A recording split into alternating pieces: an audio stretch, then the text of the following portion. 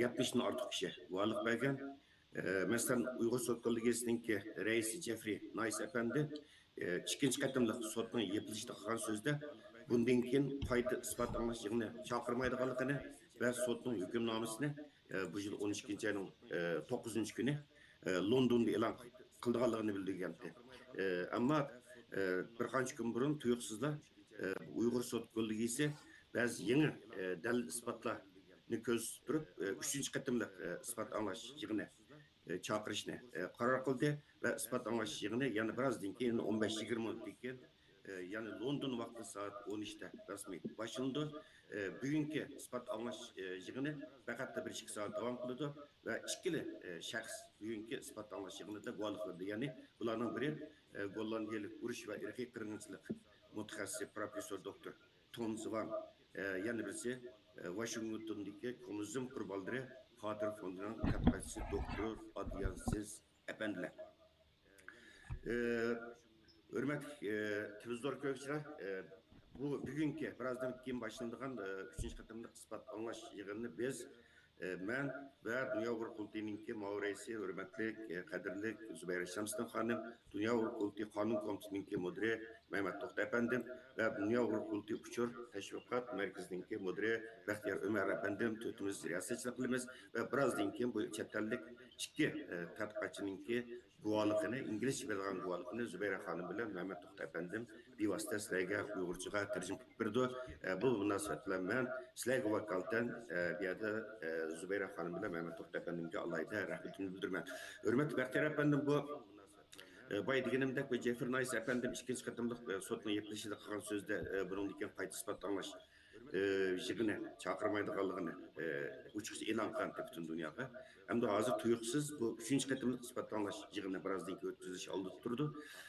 Siz bu Uyg'ur sotini dalil isbot bilan guvohchilar ta'minlash xizmatiga mas'ul Uyghur Adliya Ambirininki direktori bo'lish sifatingizdan bu 3-chi qatimliq isbot anglash yig'inininki chaqirilishining orqa ko'rinishi haqida nimalarni bilasiz? Nima uchun bu 3-chi qatimliq sotni chaqirish zaruriyati bo'ldi? 3-chi qatimliq sotninki chaqirilishi, ya'ni bu sot butun sotninki hal qilg'uch rol o'ynaydigan dalil isbotlarniki borligidan darak berdi. Chunki hurmatli Jeffrey Nice efendi buning oldidagi 2-chi qatimliq sotda 3-chi qatimliq sotninki e'lon echilmaydiganligini so'zlab o'tgan. Bu qatimki sot alohida dalil isbotlarniki jamoatga bildirilishi, ya'ni sotga qatnashishining nihoyatda zarurligi ko'zda tutib jiddiy elib berilgan ham jiddiy o'rinlashtirilgan. Shuningga men bu qatimki ikki sotninki ikki guvohchininki guvohliginiki sotninki hukm chiqarishida nihoyatda hal qilg'uch rol o'ynaydi deb qarayman. Chunki bu ikki guvohchi nihoyatda muhim. Birisi Adrian Zenz, yana birisi bu kishining ismini Ton Zvan. Yani bu ikkisi shu Uyg'ur irqiy qirg'inchiligida nihoyatda muhim rol o'ynaydigan kishilar bo'lganligi uchun bu jiddiy bir sot bo'ldi. Bizga uqtirilgan vaqtda nihoyatda qiz bizni nihoyatda jiddiy tayyorlik qilib bu sotninki naq maydon tarqatishiga elib bordik.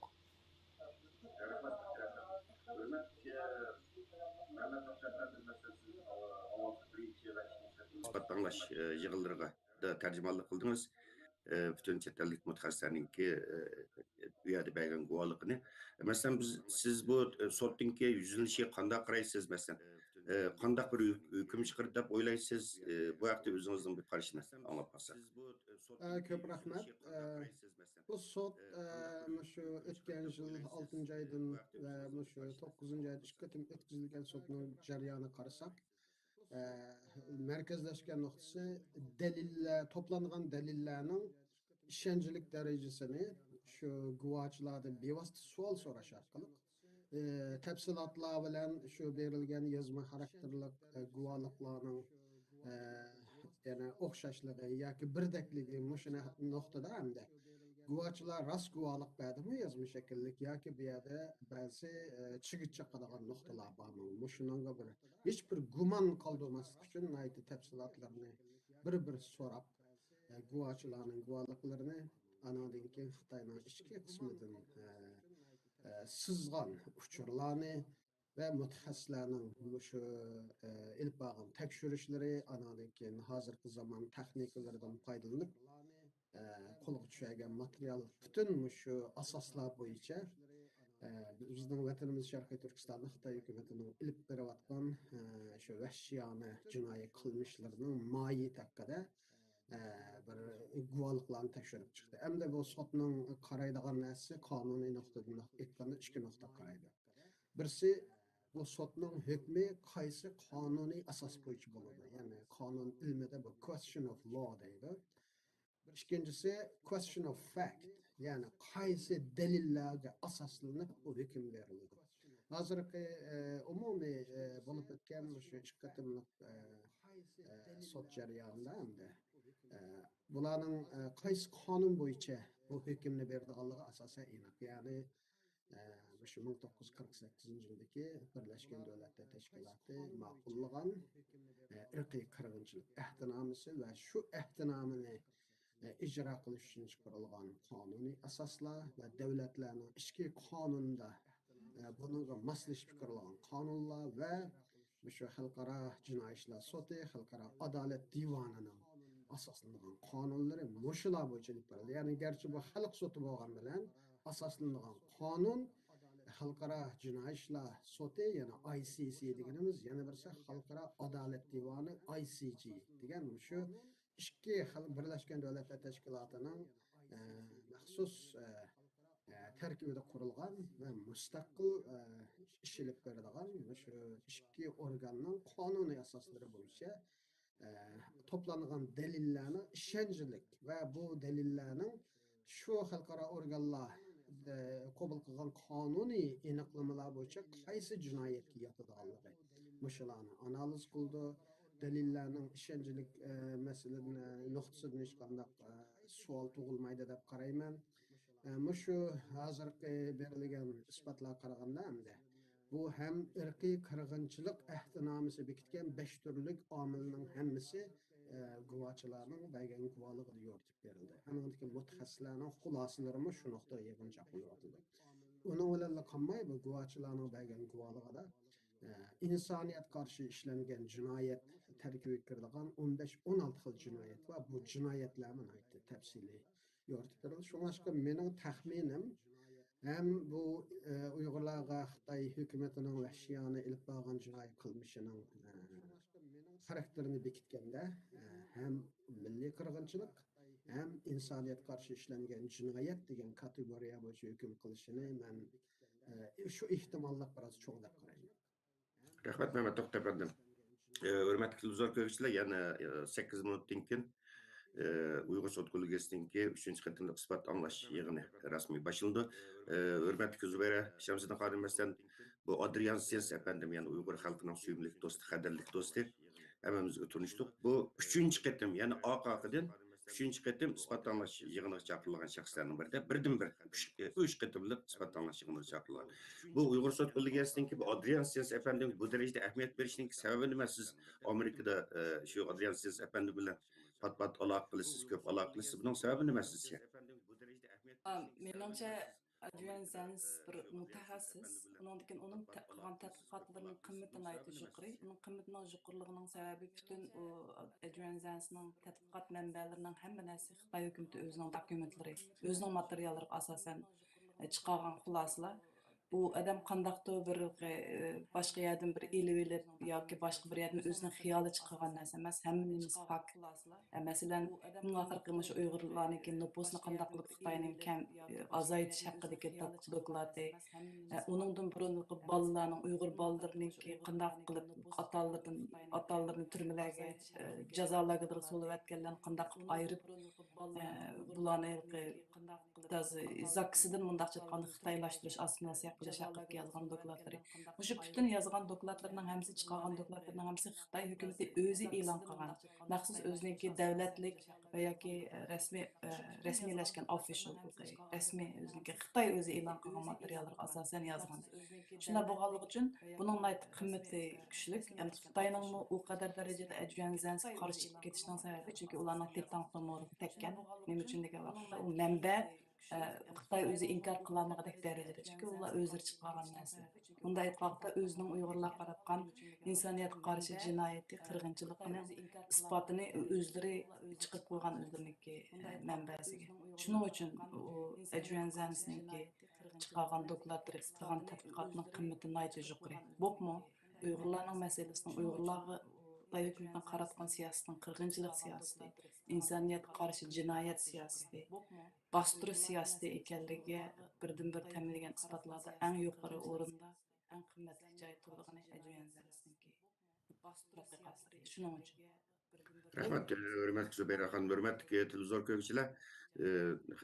Xalqara Uyghur Sot Kollegiyəsinin reisi Jeffrey Nice efendim ayni vaqtida e'lon qilgan bayonotlarda Uyghur Sot Kollegiyəsininki hech qanday oldin hukmga tayanmay, faqat dalil isbotlarga tayanib turib, xalqaro qonunlarninki moddalariga tayanib turib, mustaqil sotlash olib boradiganligini, ya'ni e'lon qilgan va sotninki hukmini hozir butun Sharq Turkiston xalqi taqozoliklar kutyapti va chet ellik kuzatuvchilarmi qiziqayotgan nuqtalarning biri yana 12 ayning 9 kuni e'lon qilingan sotninki hukmnomasi. Aziz qarindoshlar, hammalar bilasiz, hozir qadar 7 davlat Uyg'ur irqiy qirg'inchiligini rasmiy qabul qildi.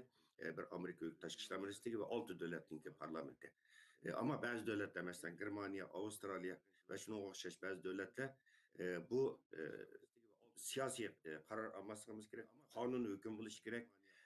Bu qonun organlarının işi deganini ilgari surib, hozirgacha bu jihatda bir qaror qabul qilishni keyinga so'zib kelgan. Mana shu sotninki hukmi mushu jihat ish qilinayotgan davlatlarga nisbatan bir qonuniy asos bo'la oladi.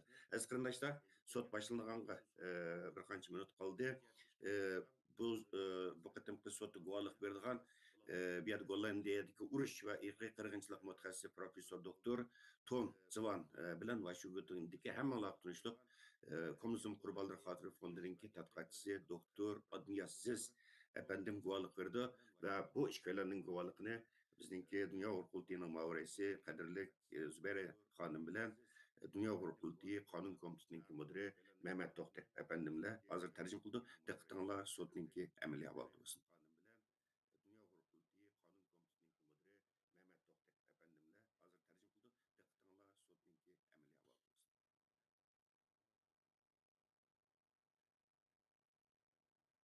Şu 3 minut bağı hazır bizge. Mehmet To'xta. Mavreysimiz Zübeyra Hanım'a bir qo'shimcha. Adriansonning bu qatim chaqirilishida sabablarning yana birisi o'tgan qatimki sotdan keyin yana ba'zi tadqiqot yangiliklarni e'lon qildi. Bu tadqiqot yangiliklarida asosan burunlarda shu Xitoy hukumatining bizning Sharqiy Turkistondagi Uyg'ur, Qozoq va boshqa shu Sharqiy Turkistonning igdorchiligini qilayotgan millatlarga qaratgan vahshiyona jinoiy qilmishlarning icra qilish va buni buyruq yuqori darajalik o'rinlardan tushgan buyruqni ijro qilish jihatda asosan bosh jinoyat sifatida Chinchangu bo'lishi mumkin degan ko'z qarashlar o'tirib qo'yilib kelgan.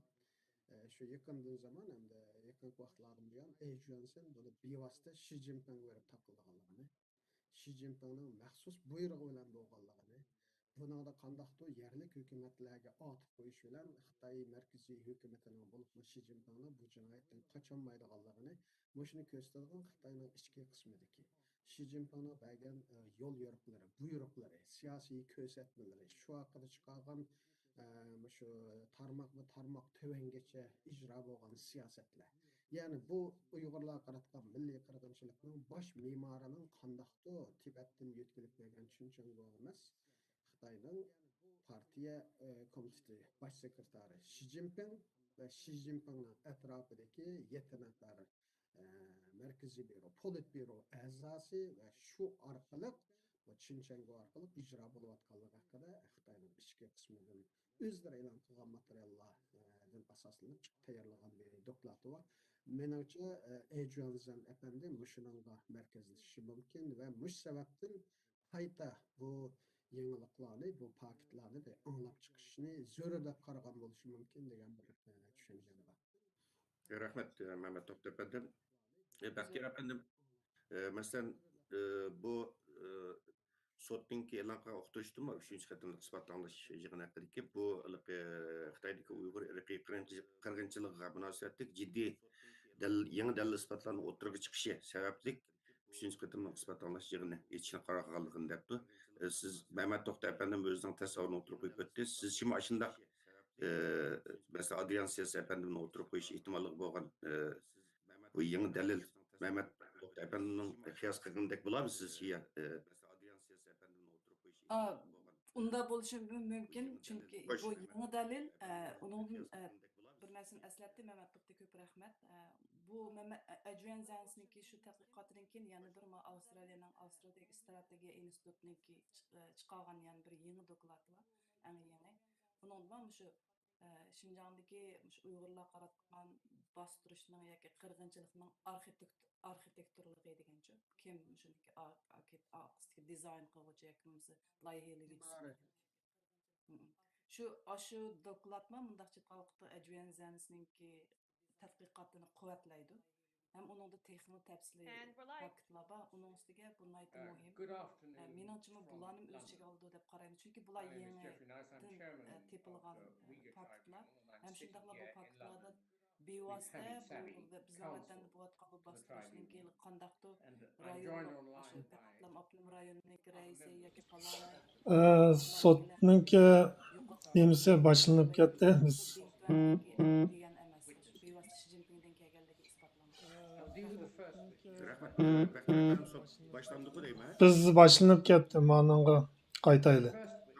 Tamam da olsa, hürmetli gözler görüşler, dikkatime şu 3. katın ispat anlaşılığındaki ameliyat aldı olsun. And in a way, being entirely my fault that feel somebody dealing with these issues wasn't Demede Tanrızavan hearings. It's just possible that somebody may remember that I asked one of the witnesses 6. ay ve giving 9. evidence ayda about the guvaçlıkta law of çakırılmadan genocide whether it would be accurate to say that the concept of genocide bolup was bu milli kırgınçılık initially hakkındaki sociological kanun Venn toğırlık diagram şu term milli described the kırgınçılık large hükümünün and that the legal bunun definition of genocide şu hükümün came kanda şekillengenligi şu the nimelerni öz içine sociological alganligi concept. kanuni inanılması şu milli Genocide kırgınçılık was a şu smaller hükümün kanda şekillengenligi şu within nimelerni öz that içine sociological alganligi Venn diagram. bu milli kırgınçılık hükümünün şekilleniş And jarayonu that's hardly katarlık enough to give us şu milli kırgınçılık hükümünün ak görünüşünü düşündürüşte Tamızıvan Efendi fevkalade mühim. that's hardly enough to give us Şunlaşka bizning şu milliy qirg'inchilik haqidagi qonunga buning ijtimoiy tarafi, psixologiya tarafi boshqalarni tushuntirishda shu Tamzivon apandining shu milliy qirg'inchilikni ak ko'rinish haqida ilib borgan tadqiqotlar va ma'lumotlar mukammal bo'lgani uchun mush haqida bizga guvohlik bera oladi. Qirg'inchilikni ak ko'rinish haqida ilib borgan tadqiqotlar va ma'lumotlar mukammal bo'lgani uchun mush haqida bizga guvohlik bera oladi. Doktor Suvan shu milliy qirg'inchilikni tadqiq qiladigan Amsterdam universitetidagi pensiyaga chiqqan bir kasbiy xodim shu kasbning egasi shunlashqa Yugoslaviya sotig'imi bu professor qatnashgan bo'lib Milosevichni sotlash jarayonida shunlashqa Yugoslaviya men doktor Zandan bir iltimos qildim qatnashgan bo'lib Milosevichni sotlash jarayonida anadan keyin burun e'lon qilgan shu genocide milliy qirg'inchilik haqidagi tadqiqot haqida bizga ma'lumot berishini so'radim. Ko'p rahmat rais. Milliy qirg'inchilik haqidagi men bir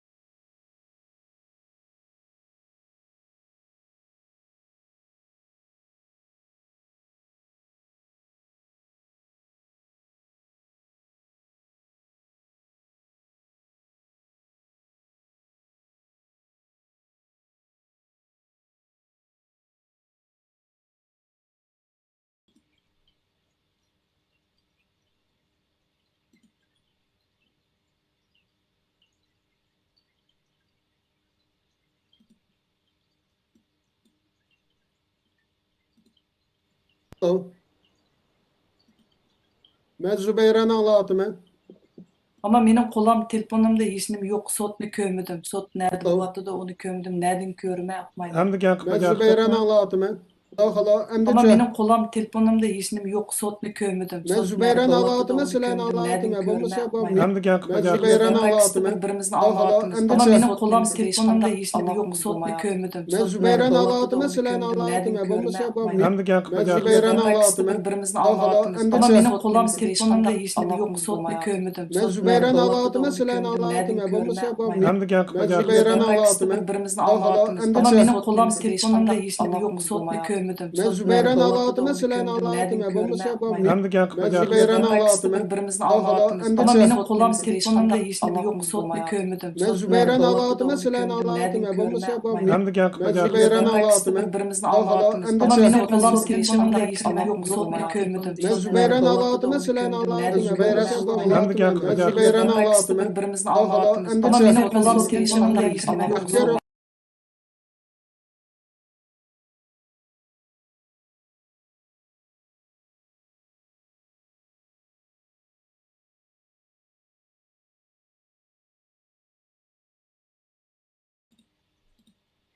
Endi kirdi.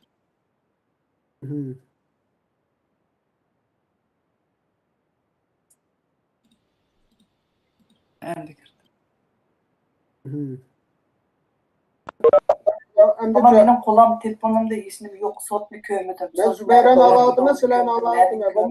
hem de gel Ben Zübeyir'e anlattım. Ama benim kolam telefonumda hişnim yok. Sotni kömüdüm. Ben Zübeyir'e anlattım. Sen anlattım. hem de gel Ben Zübeyir'e anlattım. Ama benim kolam telefon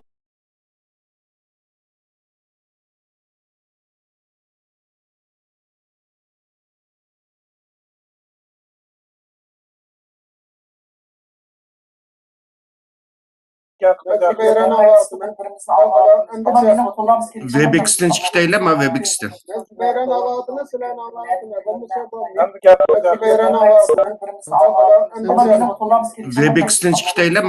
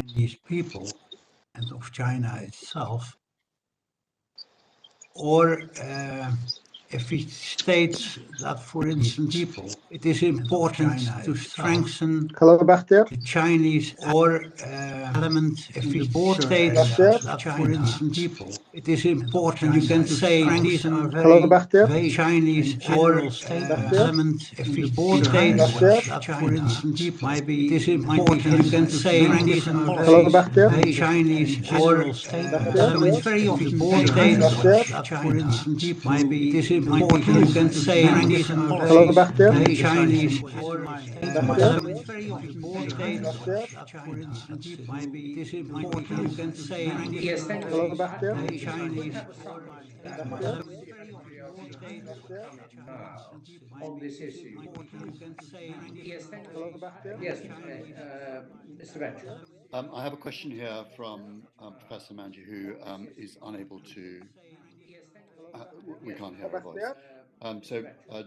Dr. Swan, can Dr. Swan elaborate on how we might begin to construct a victim-centered analysis to reveal genocide?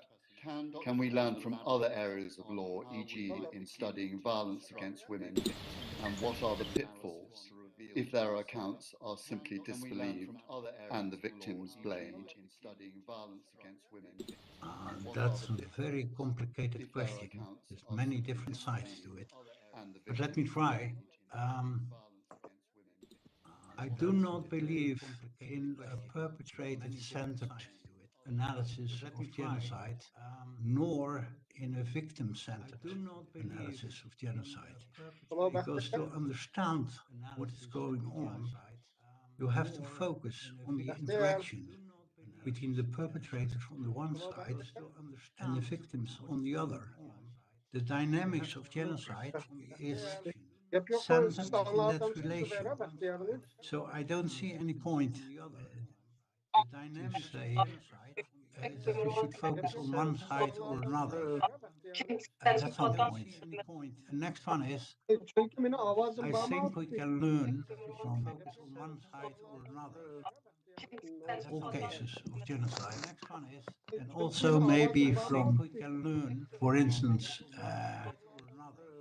other forms of atrocities, maybe from mass murders, for instance, pogroms, other deep discrimination against women has happened in some situations. But we can learn all the time better understanding of genocidal processes. I would like to see that all the time in white cells. I mean, better understanding as sad I do not believe see that in victim-centered analysis only. Better understanding as sad whether this is satisfying. Do not believe this is how victim-centered Well, Dr. analysis Manji only. nodded her head, so As I sad think we whether can this is accept satisfying. Do not believe part of the way there. this is how Can I come back to my victim-centered document writing, and then we'll pick up on that, and from anybody else. But your earlier answer to Svan about document writing, I think I'm summarizing it reasonably accurately. But a multiplicity of objectives about something might be recognized, summarizing law, where it would be said objectives are not relative to the question of the legal intent required for genocide, because that intent is critical at the moment, the legal intent required for genocide. Because that intent is critical at the moment, delivery of the bullet by the person actually operating the state policy, because the state policy that leads to the delivery of the use of the bullet, for example. Do you see that as a helpful state policy that leads to the, for us, the delivery of the use of the bullet, for example, legal definition? Do you see that intent, the difference between possible multiplicity of the bullet, for example, and the intent in particular, the difference between is put into possible multiplicity of the bullet, for example, and the intent. Maybe there are some possibilities there. I would like to state, firstly, Maybe usually are many different policies together. I mean, genocide is a composite. Maybe usually are many complex policies together phenomenon. I mean, many different policies might be required also by the perpetrators. For instance, many complex phenomenon. Demographic engineering might be one way to attack the target group.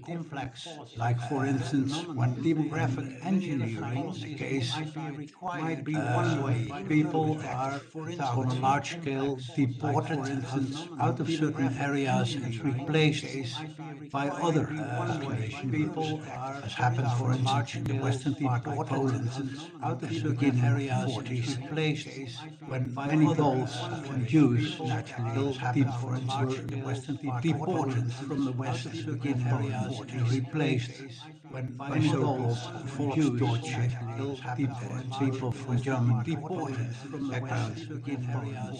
They took over their houses, sold farmsteads, stored shops. So that can be one policy. But next to that, there can be a policy of concentration and taking away the possession of people. Next to that, there can be losing their rights in a systematic way, and they might be killed. And all these policies usually go together. So to understand the complexity of genocide, they might be killed. And to have an open mind about usually composite rights of aims which form the genocide. I don't know whether I answered your Ben question. sizden anlavatım bakya. You must Biz certainly faqat did. vəbəksini anlavatımız, bir-birimizni anlaştırışqa baxanlığa oxşayırız. Şöyle diyilgen gap animiki ötmeye batıdı. Bu mesela ben destekçi terlavatım bakya. Jeffrey Knight'ın tamam. Bir-birimizni anlaştırışqa baxanlığa oxşayırız. Şöyle diyilgen gap animiki ötmeye batıdı. Bu mesela ben destekçi terlavatım bakya. Jeffrey Knight'ın tamam. Not because of just one, but because Şöyle diyilgen gap animiki ötmeye batıdı. Bu mesela ben destekçi terlavatım bakya. not because of just one. That's very helpful, actually. I mean, it may not be helpful because we're Yeah, well, because of that's just what my aim Bakya. is. I mean, That's very thinking helpful. Zübeyir'in anlavatım ve Zübeyir'in anlavatı. yeah, well, because of that's just what Thank my Thank aim you is. for being here. That's very So good. I would Zübeyir'in like to anlavatım ve explore Zübeyir'in in a wider anlavatı. sense, if you seem to be having a contradictory situation where on the one hand, Thank you for a group seems to be targeted on the basis of their ethnicity or religion, and on the other hand, you have a group in a situation where they are also celebrated in terms of promoting ethnic diversity, for instance, and even a policy of intermarriage, which might be seen as forced or coercive marriage. So how would you begin to explain that kind of policy of intermarriage, which might be seen Could you please give me an example of So how would you... a specific case or The example is some of the evidence that we're looking at in Xinjiang, West China, regarding the Uyghur Nurgun esler ötep gitti hazır. O The bağlaş ters öne. example is some of the evidence that we're looking at in maybe I should say West China. you should never be surprised by the Nurgun esler complexity bağlaş ters öne. of a process of genocide. Hazır Maybe yamanca I should ülkede say təsvir edirəm buna. I would like to give an example. If you look at what is often called the Holocaust, and you look at it in more detail, you will find out that the fate of the Jews in about 16 different countries occupied, non-occupied, is quite different. And also the policies which were followed to persecute people show enormous differences. Also the way to destroy them. I mean, people usually think to that Jews were killed in gas chambers. And that's largely true. But only for half of Ben the sizin anlavatımı bak. most of the other ones were shot next to the places where they lived, in the cities and towns. You all know about Babi Yar, for instance, in Kiev. Ben sizin anlavatımı bak. Eğer bunda bolsa Baxtiyar bu işinin hem de bir kısmı ötep ketdi. Don't be surprised if you see differences between the events and developments in one case, and you see different policies existing next to each other. I don't know. Bizden tercüme avazıma Did I yani bir answer tarafı your question? ütmegendeken, karındaşlar anlanmagandeken bari bir faydası yok. So is it like a kind of veiling or the coding that you talked about in your paper? Sorry? Is it another way of coding or veiling or distracting from what might be seen as a genocide? Is it another Well, way a of regime coding or the veiling perpetrators or themselves distracting, will from usually do what their might best be seen as a genocide? to deny what they are doing in public and also dress it up by propaganda means or plain lying or deceiving people in realizing their aims. I mean, many Dutch Jews, to give another example, sincerely believed that they would go to the East and work there under the surveillance of German police. They did not know at all that they would be instantly killed within a few hours. They arrived at Auschwitz, or many of them would be killed, not everyone. When they arrived in Auschwitz or in Sobibor or at other places.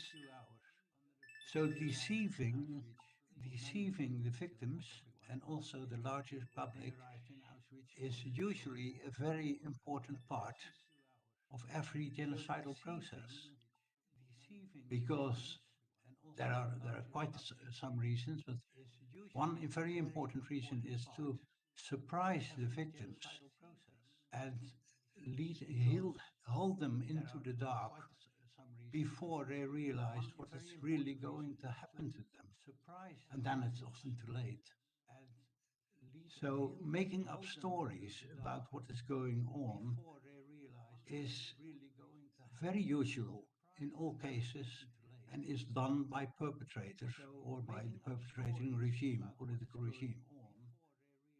And they will always deny. Also maybe to mislead themselves, or you might think that the psychological function of misleading is also to help the perpetrators to believe, or let me say, not to realize what they are really doing. I don't know if this is helpful. Thank you. Thank you. Please. Let me say, Mr. Clark. not to realize what they are really doing. I don't know if this You may be muted, Mr. Clark. Thank you. Thank you. I can't hear his Please. voice. Sorry. Mr. Clark, I think he's muted. Mr. Clark, You may be you're Mr. muted. Clark. Thank you. Thank you. I can't hear his Please. voice. Sorry. Mr. Clark. I think he's Sorry, muted. apologies.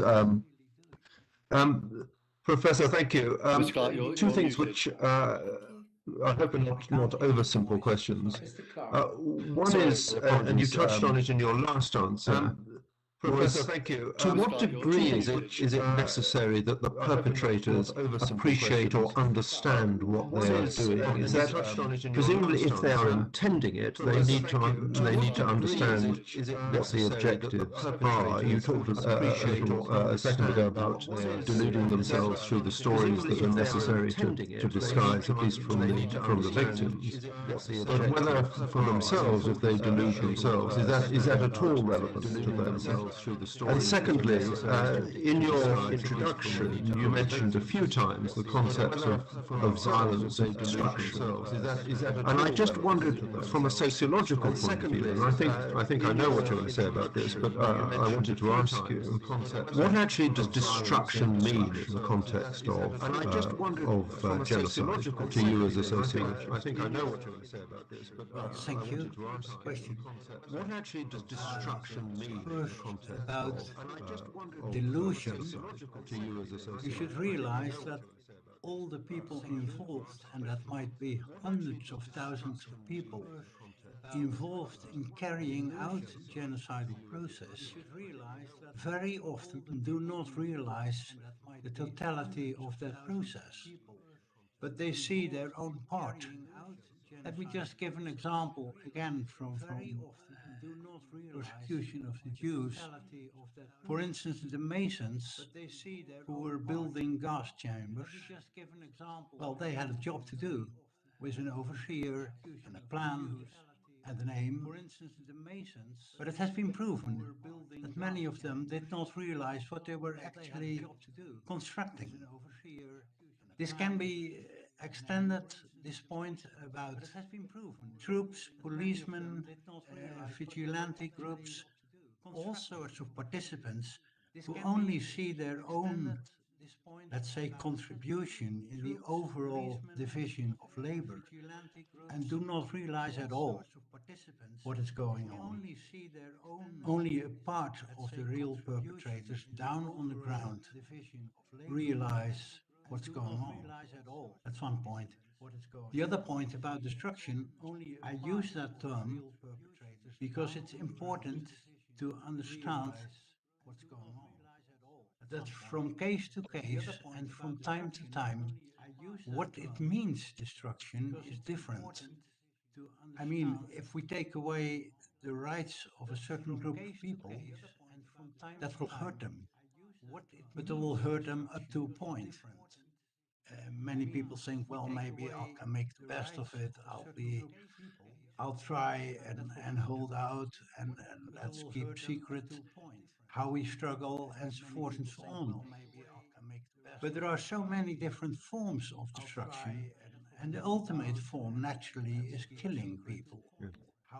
But that also may take very many different forms, and also did so in different cases.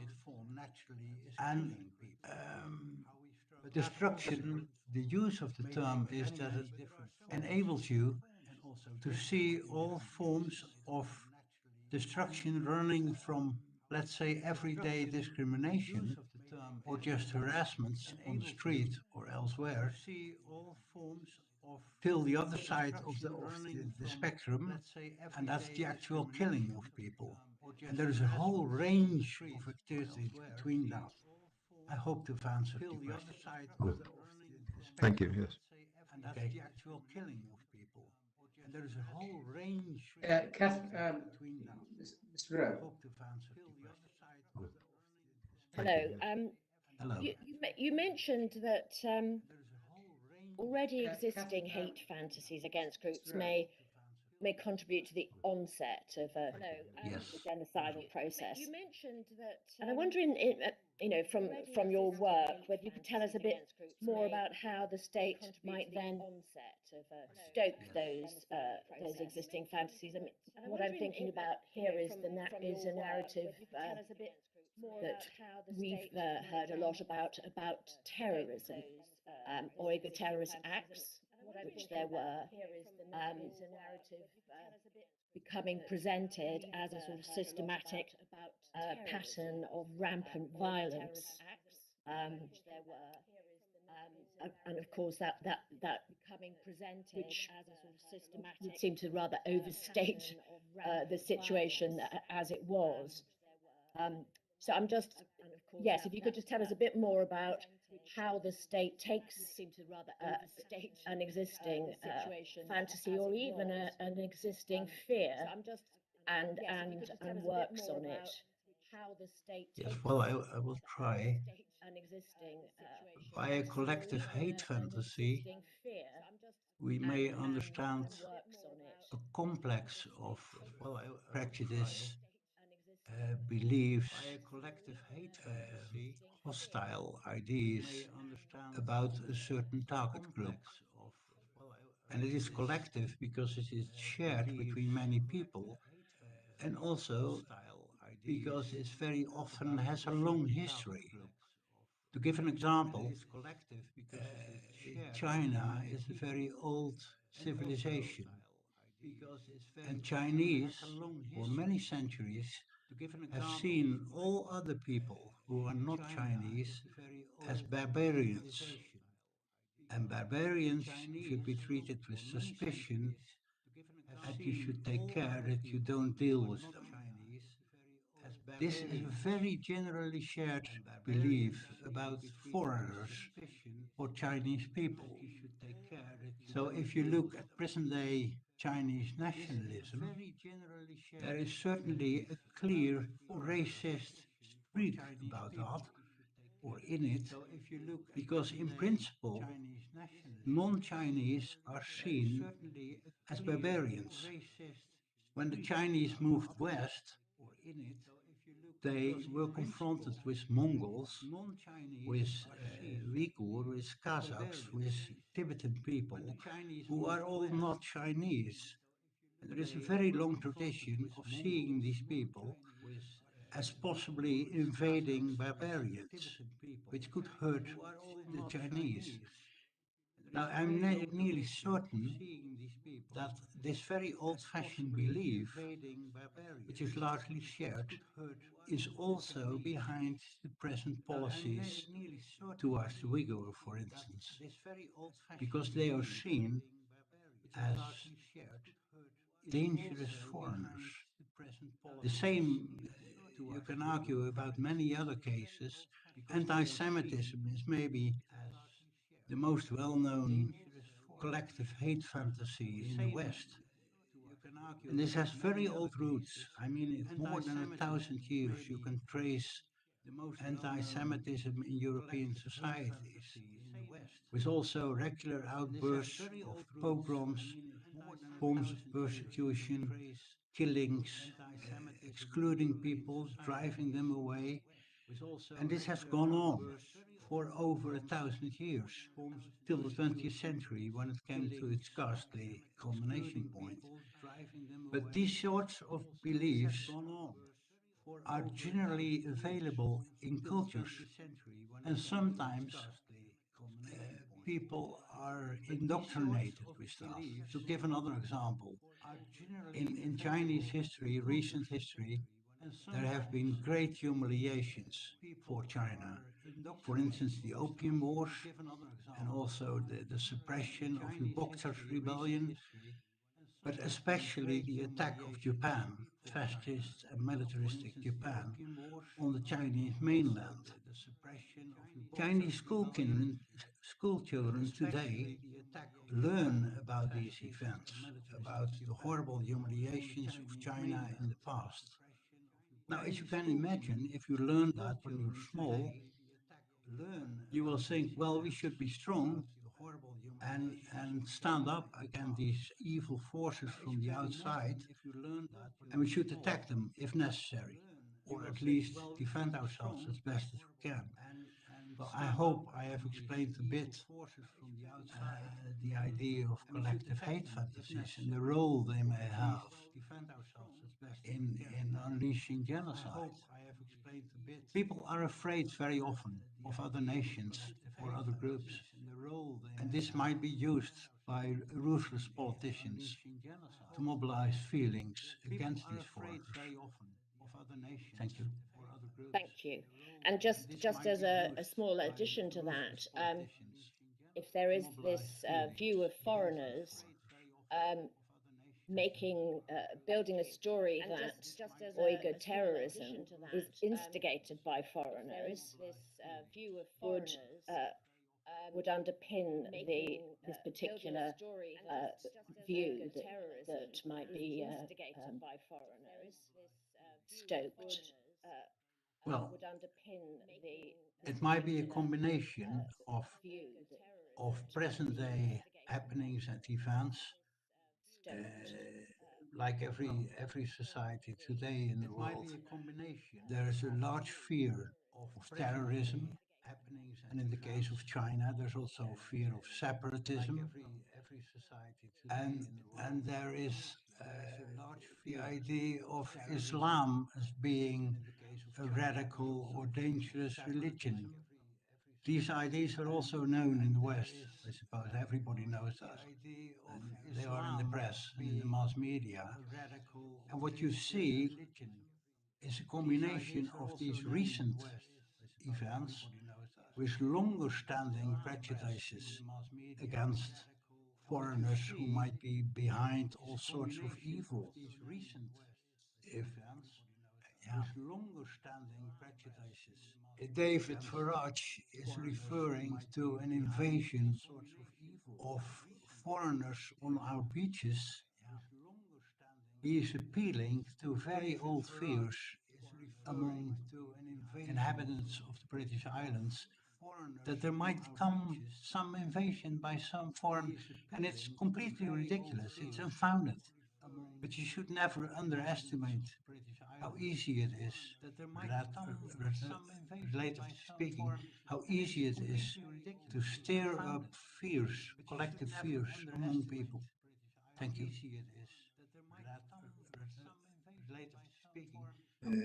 Thank you, Dr. Zon. I have one question. What if the genocidal intent or whatever intent is behind it is wrapped up in a positive approach, like saying that balancing the population, which does not exclude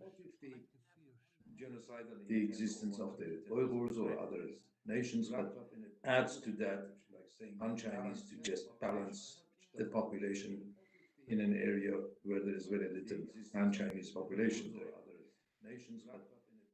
They do carry out their hate approach and all these things, but on the top of it, they say the policy is to balance the population in the area. And that on its own is a positive approach rather than negative scaremongering policy. Well, I'm not quite sure whether I understand your question properly, but it will be presented by a perpetrator regime always that they are acting in a positive way. I mean, if the Chinese leadership states we are strengthening the Chinese element in the border regions, many common Chinese, they don't know what's really going on, will see that as a very positive approach, as you call it. But don't forget the enthusiasm among Germans, for instance, when it was announced that Germany would be freed of Jews. I mean, what is positive is a relative concept and can be interpreted in many different ways. And I mean, what is positive is a relative concept. I think you should take care by distinguishing between so-called positive and negative approaches. But look at the real complexity of genocidal processes. I don't know whether I answered your question. Thank you. I think if I can just follow that on, because it was something that was concerning me. If you, in any particular circumstance, I think if I found that of the motivating factors, one was genuine and was not infected by genocidal intent, and others were, would you be able to handle such a complex of motivations? Is there a certain example you're thinking about? Well, China may well be an example, because there's quite a lot of evidence that will suggest their security concerns may be as realistic as the security concerns of countries like our own facing terrorists, for example. Or there might be a genuine interest in getting a mixing of ethnicities by intermarriage. They may be genuine. How would that affect your overall view of things if one or more than one were genuinely non-genocidal? They may be genuine. How would that affect your overall view of things if one or more Maybe to take up one of your points, non-genocidal? every state naturally has to fight terrorism, maybe or illegal violence within its own borders. Naturally, but fighting terrorism is a specialty, requires evidence, intelligence, requires special agents, requires spies, and a very thorough organization of trying to attack the terrorists which are to be attacked. That is something that might be a genuine aim of a government or a state. But it's quite something else than declaring collectively a minority as a threat, because some members of that minority are engaged in terrorism. There have been some terrorist incidents, as we all know, by radical Uyghurs in the past years, and that's a form of fear. And that terrorism should be countered. I can see that. But present policies are not countering terrorism, but they are declaring minorities as terrorists, all of them, guilt by association. And we can see the same, for instance, in how people, the general public, many people think Islam is dangerous today. That's not because they know a lot about Islam, but because there have been some attacks by IS and other Al-Qaeda, as we all know. And then these perpetrators, these terrorists, are seen as standing for a very much larger issue, namely Islamic beliefs, practices, and Islamic people. And there you see the mechanism of collective hate fantasy again. Instead of focusing on countering terrorism, the general public focuses on Islam. And everybody who is Islam or an Islamic citizen might then be seen as a dangerous threat. And there you see the difficulty of differentiating between genuine policies by states and larger mechanisms of seeing a threat in certain minorities. Thank you. Thank you very much. Professor Osler, please. Thank you. I'd like to go back, please, to the concept of delusion. And you've talked about delusion of the victims and of the perpetrators. And we're dealing with genocide within an international framework when we're dealing with a legal case. And I wonder if you could say something in terms of sociological understanding and delusion in relation to the international community. With the legal case.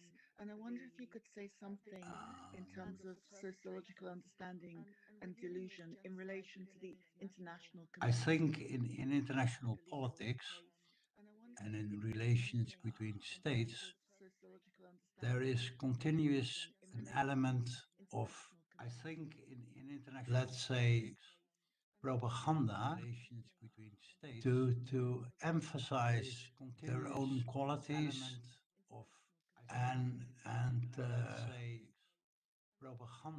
propagate their own aims as reasonable or realistic. So I think there is an element of delusion very often in international politics, and nearly all states, as far as I know, have untruthful aspects to their way of operating. I mean, a trivial example, when Boris Johnson is talking all the time about the French who do not stop the foreign invading, the foreign people who go with small boats across the channel,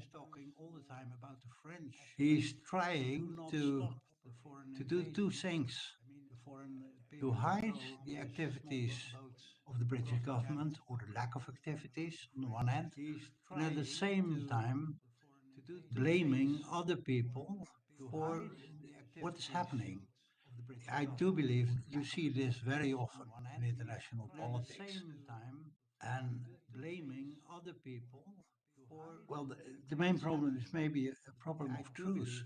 I mean, are people ready and willing to speak the truth in a certain rational and rationalistic, realistic sense? Or are they lying? Might be as simple as that. And maybe on a daily level, we all try to do our best and show our best sides. And maybe the darker sides of people, most people will try to hide them. Or that's so I believe. I don't know. I see you smiling, but I don't know whether you got an answer. No, I was just thinking it in terms of the legal consequences of genocide, because governments are required to act if genocide is found. And I was just trying to understand this question in relation to the genocide. I was thinking about it in relation to the Genocide Convention and how that might be understood. Well, let me just add one remark. In relation to the Genocide Convention. Alas, the Genocide Convention has been mostly a dead letter in the past 70 years. Between 1948, when it was accepted, and the beginning of our century, there are only two spurious cases of states which have had the courage to accuse others of genocide. One example which is in my mind is Vietnam, when it occupied, so-called liberated Cambodia. They took the trouble to say, well, the Cambodian regime was a genocidal regime. But all the years before that, before 74, no state in the world made any objections to what was going on in Cambodia. And they were strongly supported by China, and secondly by Russia. We see very often an enormous degree of not willing to act on the basis of the convention. You remember Darfur, all of you, 2003, 2004. More than 300,000 people were killed, probably, or lost their lives. Several states declared, well, yes, this is genocide. But then it's up to the African Union to solve that. I mean, America did, for instance. And Europe officially did not acknowledge what happened in Darfur as genocide. So you see very often this whole political game, I would say, in acknowledging things or denying things or keeping quiet. Thank you. Dr. San, thank you very much. We've still got 9 minutes if we want to use it. But first of all, Mr. Vetch. No, carry on, Sir Geoffrey. No, I was only going to say thank you, Dr. Swan, an opportunity to wrap up if he thought he missed things. So please ask a question. Mr. Vetch. Okay. No, carry on, Sir Geoffrey. Dr. Swan, you talked about the three layers of authority, central, middle, and lower. The tribunal has heard significant and large amounts of evidence, which it may or may not accept, of torture, rape and sexual violence, and other mistreatment of the Uyghurs. Could you say a little bit about what that might, how that might inform about the intent of the senior people who presumably were the originators of policy. Is it, in your experience, or in the studies that you've made, likely that the specifics of those actions will have been promulgated and ordained from above? And lastly, what is the point of it? The last question is the most difficult, but let me first say, and lastly, what is the point of it? these three levels, you should see maybe that the highest level is empowering a lower level, the middle level, and that is empowering in its turn the lowest level, the people on the ground who do the dirty work. The genocide is launched by the highest level in a very general sense. They might just say, let's get rid of this population or let's subject that target group. Might be very general decisions. On the lower level or on the middle level, people will start working out plans. And there is not so much a plan as Lemkin implied, but it's more a question of learning by doing and making plans and see whether they succeed in attaining aims. And then the lowest level has, in a sense, also the lowest responsibility. They just get their orders or their commands from local leaders, from local commanders, from local heads of police. Go and arrest so-and-so, or bring that sort of people to prison. Rules for torture or for very horrible mistreatment and abuse are generally not formulated by the people on the lowest level, but they get, how do you say that in English? They receive a sort of general power to collect, for instance, confessions of people. And nobody is telling them, well, to attract a confession, you have to beat them up or you have to rape them. They do that by themselves. But that sort of knowledge is generally spread in police and security organizations all over the world, or lower level military people active. I mean, don't be surprised by the cruelty of people when they get an opportunity to be cruel. And what you mean by the question, what's the point of it? I can only answer, there is no point, as far as I can see. We have to do with regimes and officials and local power holders who are connected or united among themselves after one general aim. We have to get on top of this target group, or we have to drive them away, or we have to deport and detain them. This is not discussed in any, let's say, democratic or rational sense. It's led by ideology and by common beliefs among perpetrators, I'm afraid. And there is no intrinsic point whatsoever.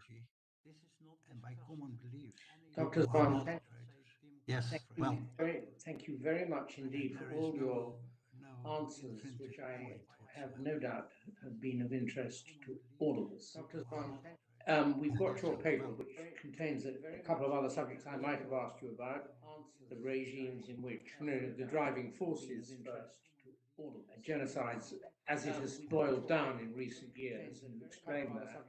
Also, the period of time over which genocides may build up, and you've already touched on that.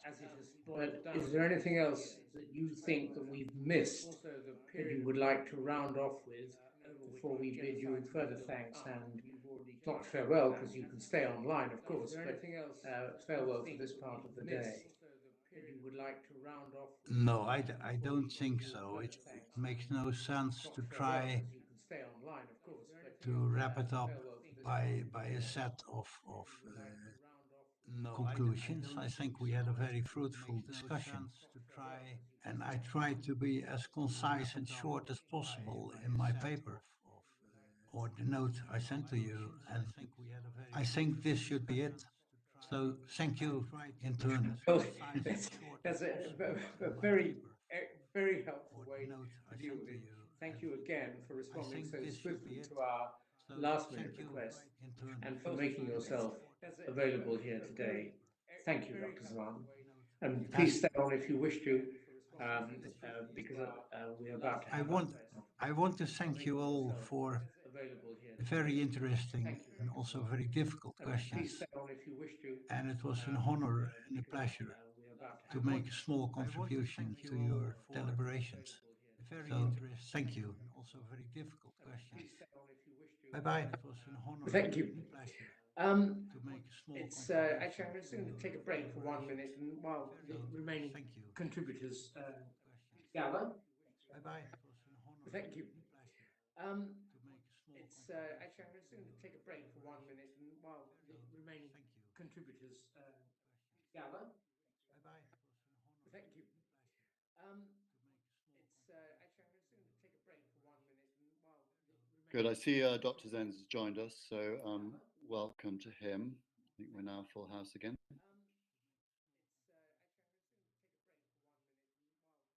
Good. I see. Good morning, Dr. Zenz.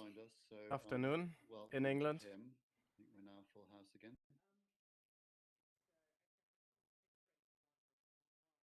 Good. I see. Good morning, Dr. Zenz.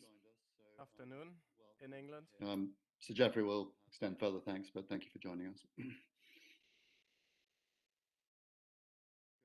morning, Dr. Zenz. Afternoon in England. Sir Geoffrey will extend further thanks, but thank you for joining us. Sir Geoffrey will extend further thanks, but thank you for joining us. Sir Geoffrey will extend further thanks, but thank you for joining us.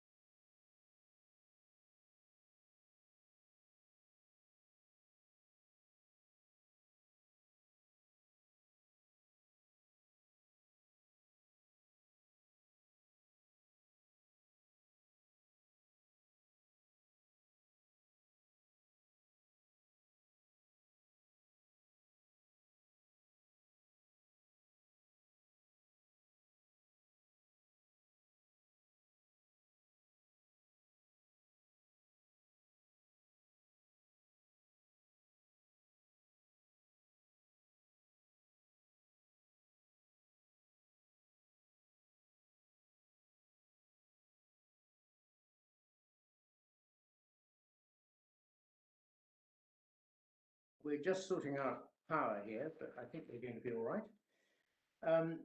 Hope so.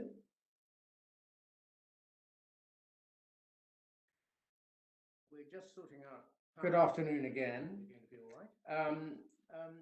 And we now have evidence from one principal witness and two others. Good afternoon again. Principal witness is Dr. Zenz, who's given evidence twice before, both the June and September hearings. And we will also hear from Professor Millward and Dr. Tobin. But it's first of all necessary to set the scene for this evidence, and I'm going to do it by checking whether Dr. Zenz, who's already been introduced twice before, so I'm not going to take time with that right now, whether Dr. Zen's understanding of the position is as follows. In the September hearing, the tribunal was provided directly, but on terms of complete anonymity, with electronic copies of documents on a device. They were briefly looked at by those in the tribunal, making a guess, assessment as to what they might be. And in light of that assessment, Dr. Zenz, who's temporarily away from his camera, but I think he'll be back, Dr. Zenz was invited to examine the material for us. Efforts were made to get the material to the United States of America, but unfortunately that didn't work because of carriage problems. And he was invited to come to London, and Mr. Vetch and I were dealing with these matters directly for various reasons, including indeed the fact that counsel was highly tied up on something else at that time. So, Dr. Zenz, you came to London, is this correct? Not if it is. Counsel was highly tied up on something. Yes, I received a very kind invitation. So you came to London and you had some encounters with Mr. Beckley, which is unusual because we are the tribunal members of your witness, but it was unavoidable. You examined the material or gave it a first examination and had some discussions with us as to the way forward in light of what you thought you had. You were then provided with a copy of the files, electronically of course, and you went back to America and examined them in detail.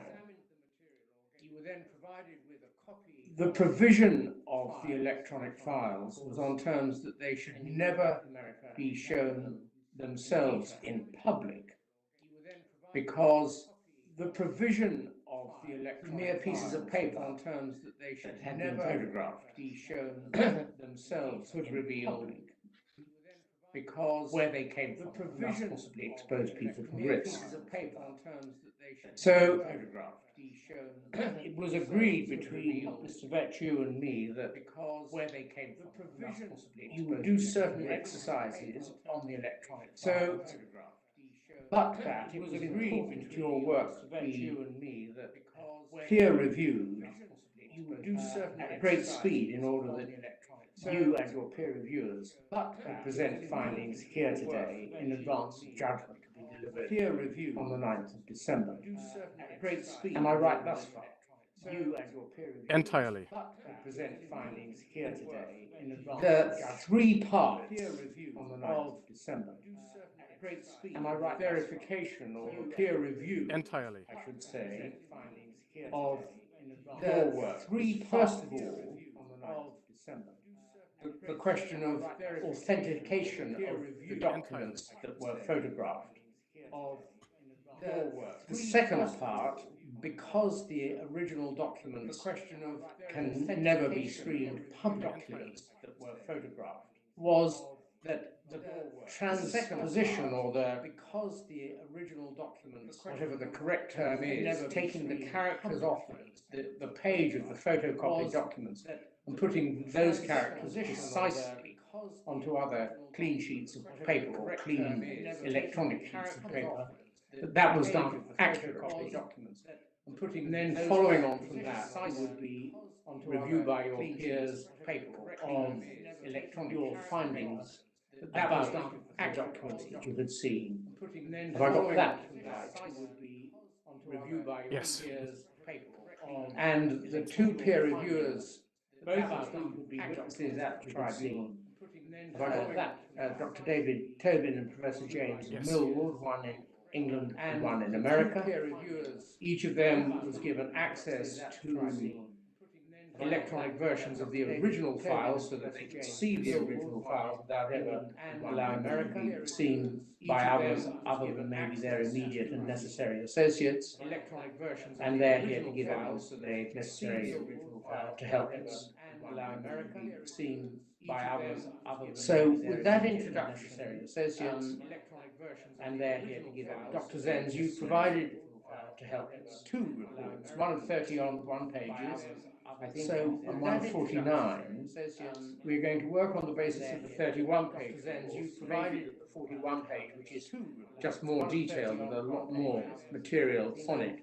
Will also be posted on the website, but the 31 page report will definitely be posted on the website as soon as you're in detail. Am I may have got that wrong, Mr. Vetch. That's not Dr. Zenz has advised us that he needs a little longer to ensure that his longer report, which is the one that will be posted, is put into correct form, and that peer reviewers have finished finally their work, and so it is likely that those documents and the statements from the peer reviewers will be posted on Monday. Peer reviewers. Thank you very much indeed. I'm sorry I got that finally their work, and so it is likely that probably the those best thing, documents and the statements from the peer to reviewers tell will us be posted precisely, on Monday. to tell us what you found. Thank you very much indeed. I'm sorry I got what it was that you were looking at, and then to tell us what your conclusions are as a result of what you were able to see. Tell us what you found. Thank you very much indeed. I'm sorry I got Indeed. what it was that you were looking at, and then to tell us what your Basically, conclusions are. the Uyghur Tribunal was given a set of files, some of which were duplicate.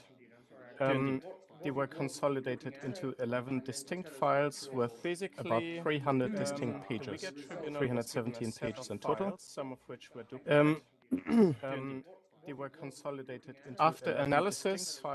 It is evident that these files are directly linked to the so-called Xinjiang papers. The Xinjiang papers are a cache of government documents from China. Nearly all of them classified, explicitly classified, that were originally leaked to the New York Times and published by the Times on November 16, 2019. As such, they're not to be mistaken with the so-called China cables, which confusingly were published 1 week later on November 24, 2019. By the International Consortium of Investigative Journalists and myself, which confusingly were published 1 week. The New York Times at the time only published a small number of transcribed pages from the Xinjiang papers and quoted from several, but not all documents. Several documents are not even mentioned in the Times article. The Times also never released the originals into the public domain. And quoted from several, but not all these files contain several speeches by Xi Jinping and other central government leaders. They contain several directives and speeches by Chen Quanguo and the Xinjiang authorities, and they contain 3 central government issued documents. They contain several on the topics of history, religion, and the southward development of the so-called Bingtuan or Xinjiang Production and Construction Corps. On the topics of one of the documents is classified as top secret, GME, which is China's highest state secret classification level for government documents, denoting material that, if leaked, will cause particularly serious damage to the security and interests of the country, which is 1 level higher than the China cables. Overall, and this is something that we did not glean from the first original New York Times report, this appears to be the first ever instance that material but the highest top secret classification containing statements by a Chinese head of state have leaked into the public domain. This appears to be the first ever instance that material but the highest... The original New York Times report noted how the words of Xi Jinping, quote, laid the groundwork for the crackdown, but only identified a small number of conceptual linkages between Xi's words and the subsequent policies in Xinjiang, in line with a still evolving understanding of the atrocities back in 2019. The present analysis, which was conducted on this leak, however, shows that the linkages between statements and mandates made by Xi Jinping and other central government figures and the policies that were subsequently implemented after 2016 and then 17 are far more detailed and extensive and significant than previously understood. I reviewed and authenticated the material. I carefully compared it to what the New York Times publicly divulged in their report, and I authenticated it based on a substantial number, many dozen of independent sources from Xinjiang and Chinese government documents, state media reports. For example, several of the speeches are quoted. There's lengthy literal quotation of state media reports at the time, for example, of several of the speeches that are contained in the leak. Based on all of this, it appears to myself and the peer reviewers both concurred with this, that the material appears to be, first of all, authentic, and second of all, an identical subset of the Xinjiang papers first published by the Times. However, it appears that the Uyghur Tribunal was not given all of the files that the Times received. I contacted the New York Times with several questions, including whether the files received by the Tribunal were the Xinjiang papers that they had previously reported on, and whether the Times had potentially passed them to the Tribunal, or if there was any knowledge of who may have passed them to the Tribunal.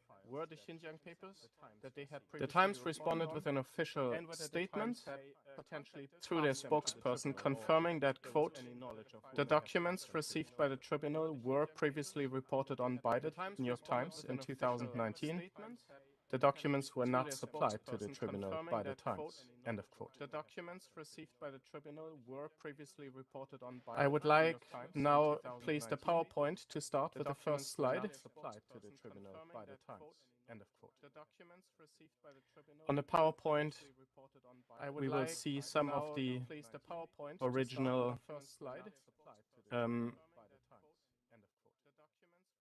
yes. These are the New York Times original report contained 13 fully transcribed pages from the original Chinese documents data received. Most of them pertained to a particular document from Topan Prefecture for returning Uyghur students from Eastern China with detained family members, and this document was not provided to the Tribunal. Four of the fully transcribed pages published by the Times are contained in the set obtained by the Tribunal. And I'm publishing a detailed introduction to the leak and its authentication methods. This is going to be finalized. I apologize for the delays. This is just a huge amount of work, and we've worked against a very tight deadline. And so we are hoping to publish both this overview document and three of the 11 transcripts by Monday. And then subsequently, we hope to publish as many as possible by December 9th or as we are able to. So if we now move, please, to the next slide,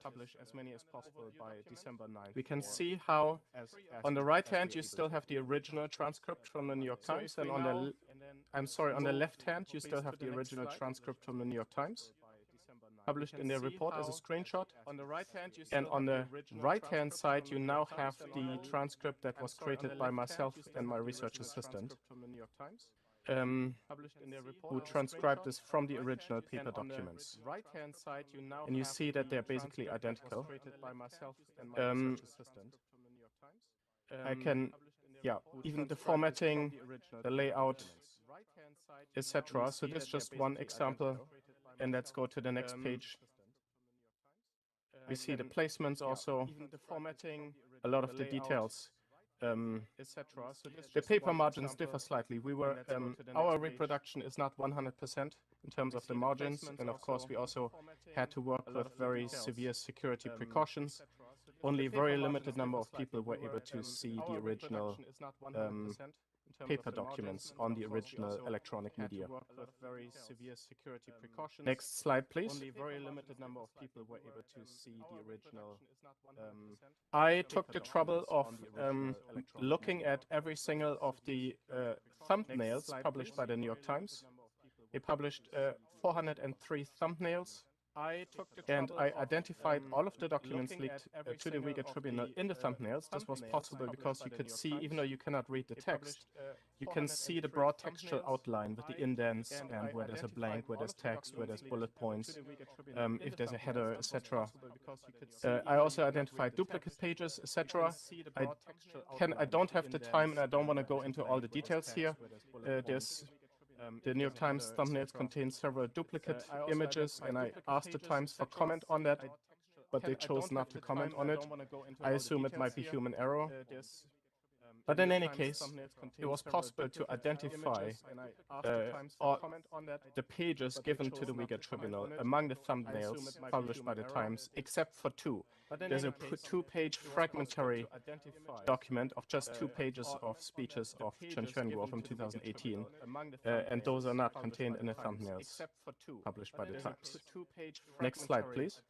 Document of just 2 pages of speeches of Chen Quanguo from 2018. I'm just giving 2 examples where I magnified the Times thumbnails and then created a similar impression from the original documents that was given to the tribunal. I applied similar blurring and similar downsizing, and as you can tell, this is a page from the confession of one of the officials, Wang Yongzhi, that featured quite prominently in the Times report. You see the location of the thumbnail blown up, and you see the 4 thumbprints and the outlines of the text. You see the Times applied this very slightly different blurring algorithm that created a more square impression of the thumbnails. But otherwise you can tell they're basically the exact same document. Next slide, please. Again, this is the second page of the final speech of Xi Jinping while inspecting Xinjiang from April 2014.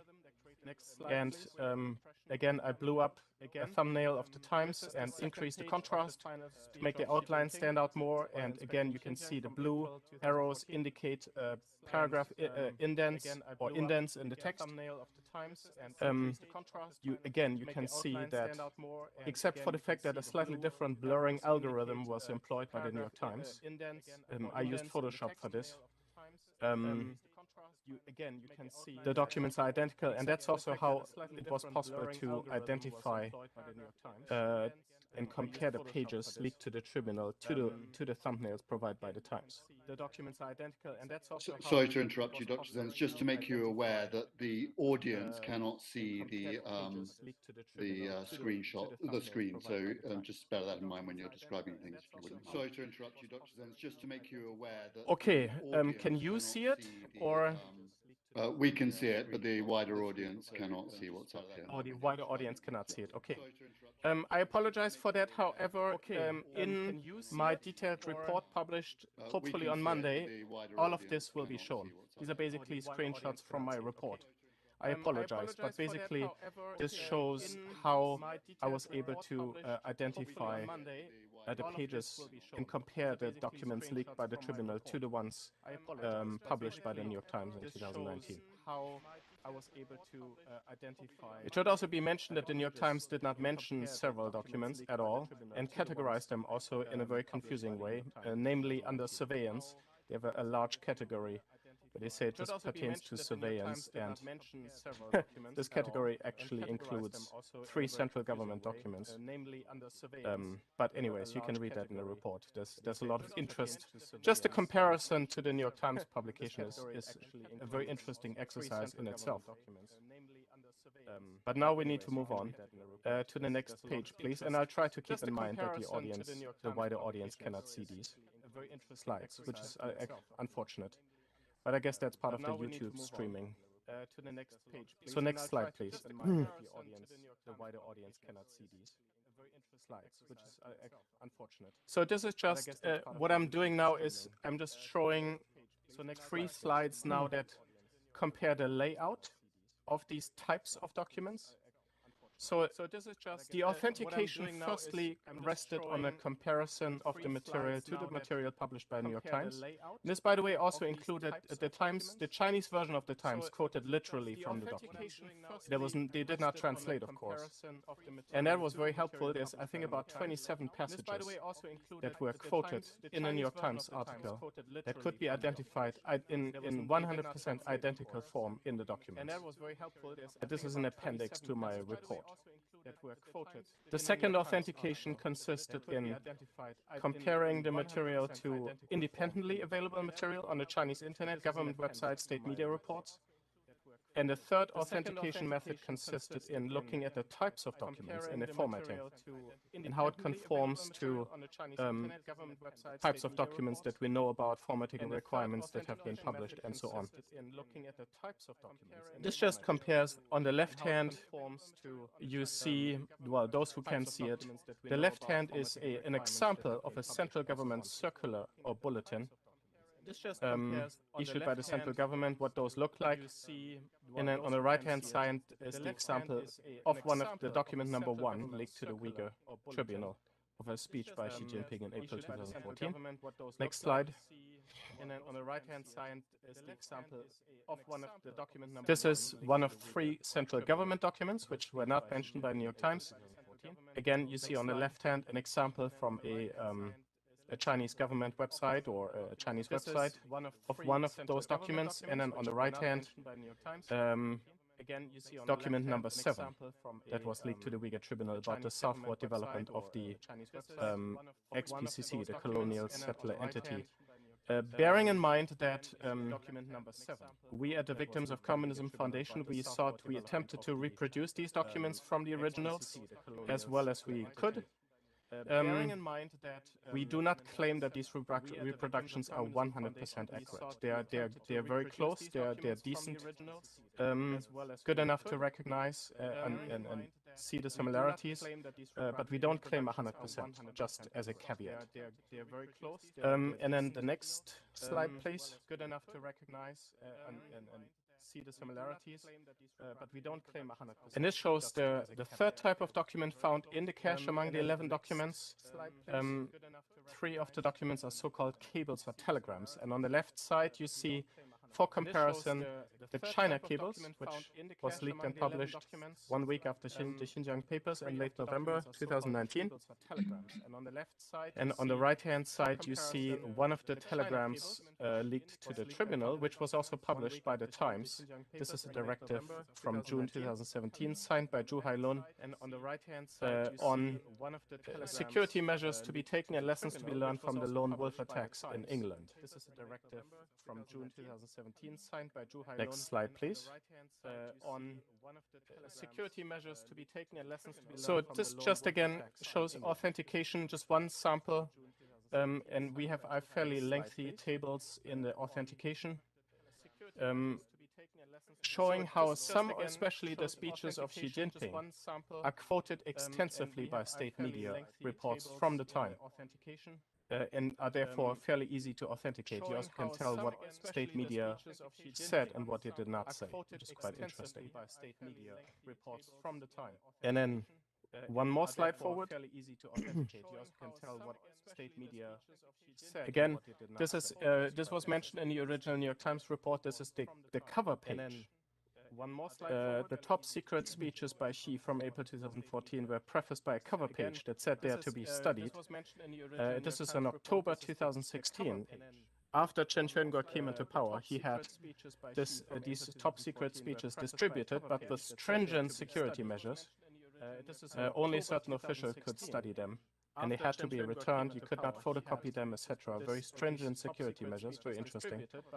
And again, this is easily authenticated. On the left-hand side, you see reports, some even with pictures of officials studying them.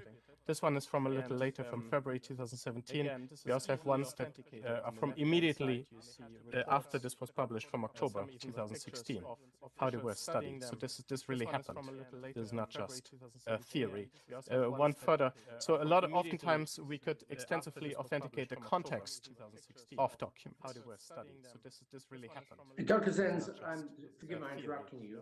One further, so those of us who need to see this aspect of your work for the judgment, of course, have the written report, in fact, yes. both of them, which may be posted on Monday. Yes. Your audience can't see it, but I should inform you that the Embassy of the People's Republic of China were notified in writing earlier of this hearing. Yes. They, of course, will be in the same position as the wider public, so they won't be able to see this material today, but they should be able to see it, we hope, on Monday. And it may be that you'll think fairly soon it's time to move to the substance of what you saw on Monday, because the material that you'll think fairly soon you can see on the screen and others can't, is available for us in any event in written form. Good timing, because I was just about to do that. This is the last slide containing the screenshots. And I was unfortunately not aware that the wider audience would not be able to see this, so apologies again. Good timing. This is, of course, a bit unfortunate. No need containing the screenshots. Good. So, moving on to the contents and the summary and implications of the findings, which should, I imagine, take another 25-ish minutes or so. We should be done by 8:55 or 9, my time here. The material provides substantial evidence linking many aspects of Beijing's crackdown in Xinjiang to explicit statements or even demands made by central government figures in 2014, which is, I think, a central point, including the mass internment and re-education camps, labor transfers, optimizing the population, criminalizing customary religious practices, forcing hundreds of thousands of Han officials to become family with ethnic populations, and implementing Chinese language-focused education in centralized boarding schools, and finally, predictive policing and extensive surveillance. All of these aspects are mentioned and mandated. First, internment. The documents state that Xi Jinping himself in 2014 authorized the Xinjiang government to draft a local regulation to address the issue of religious extremism.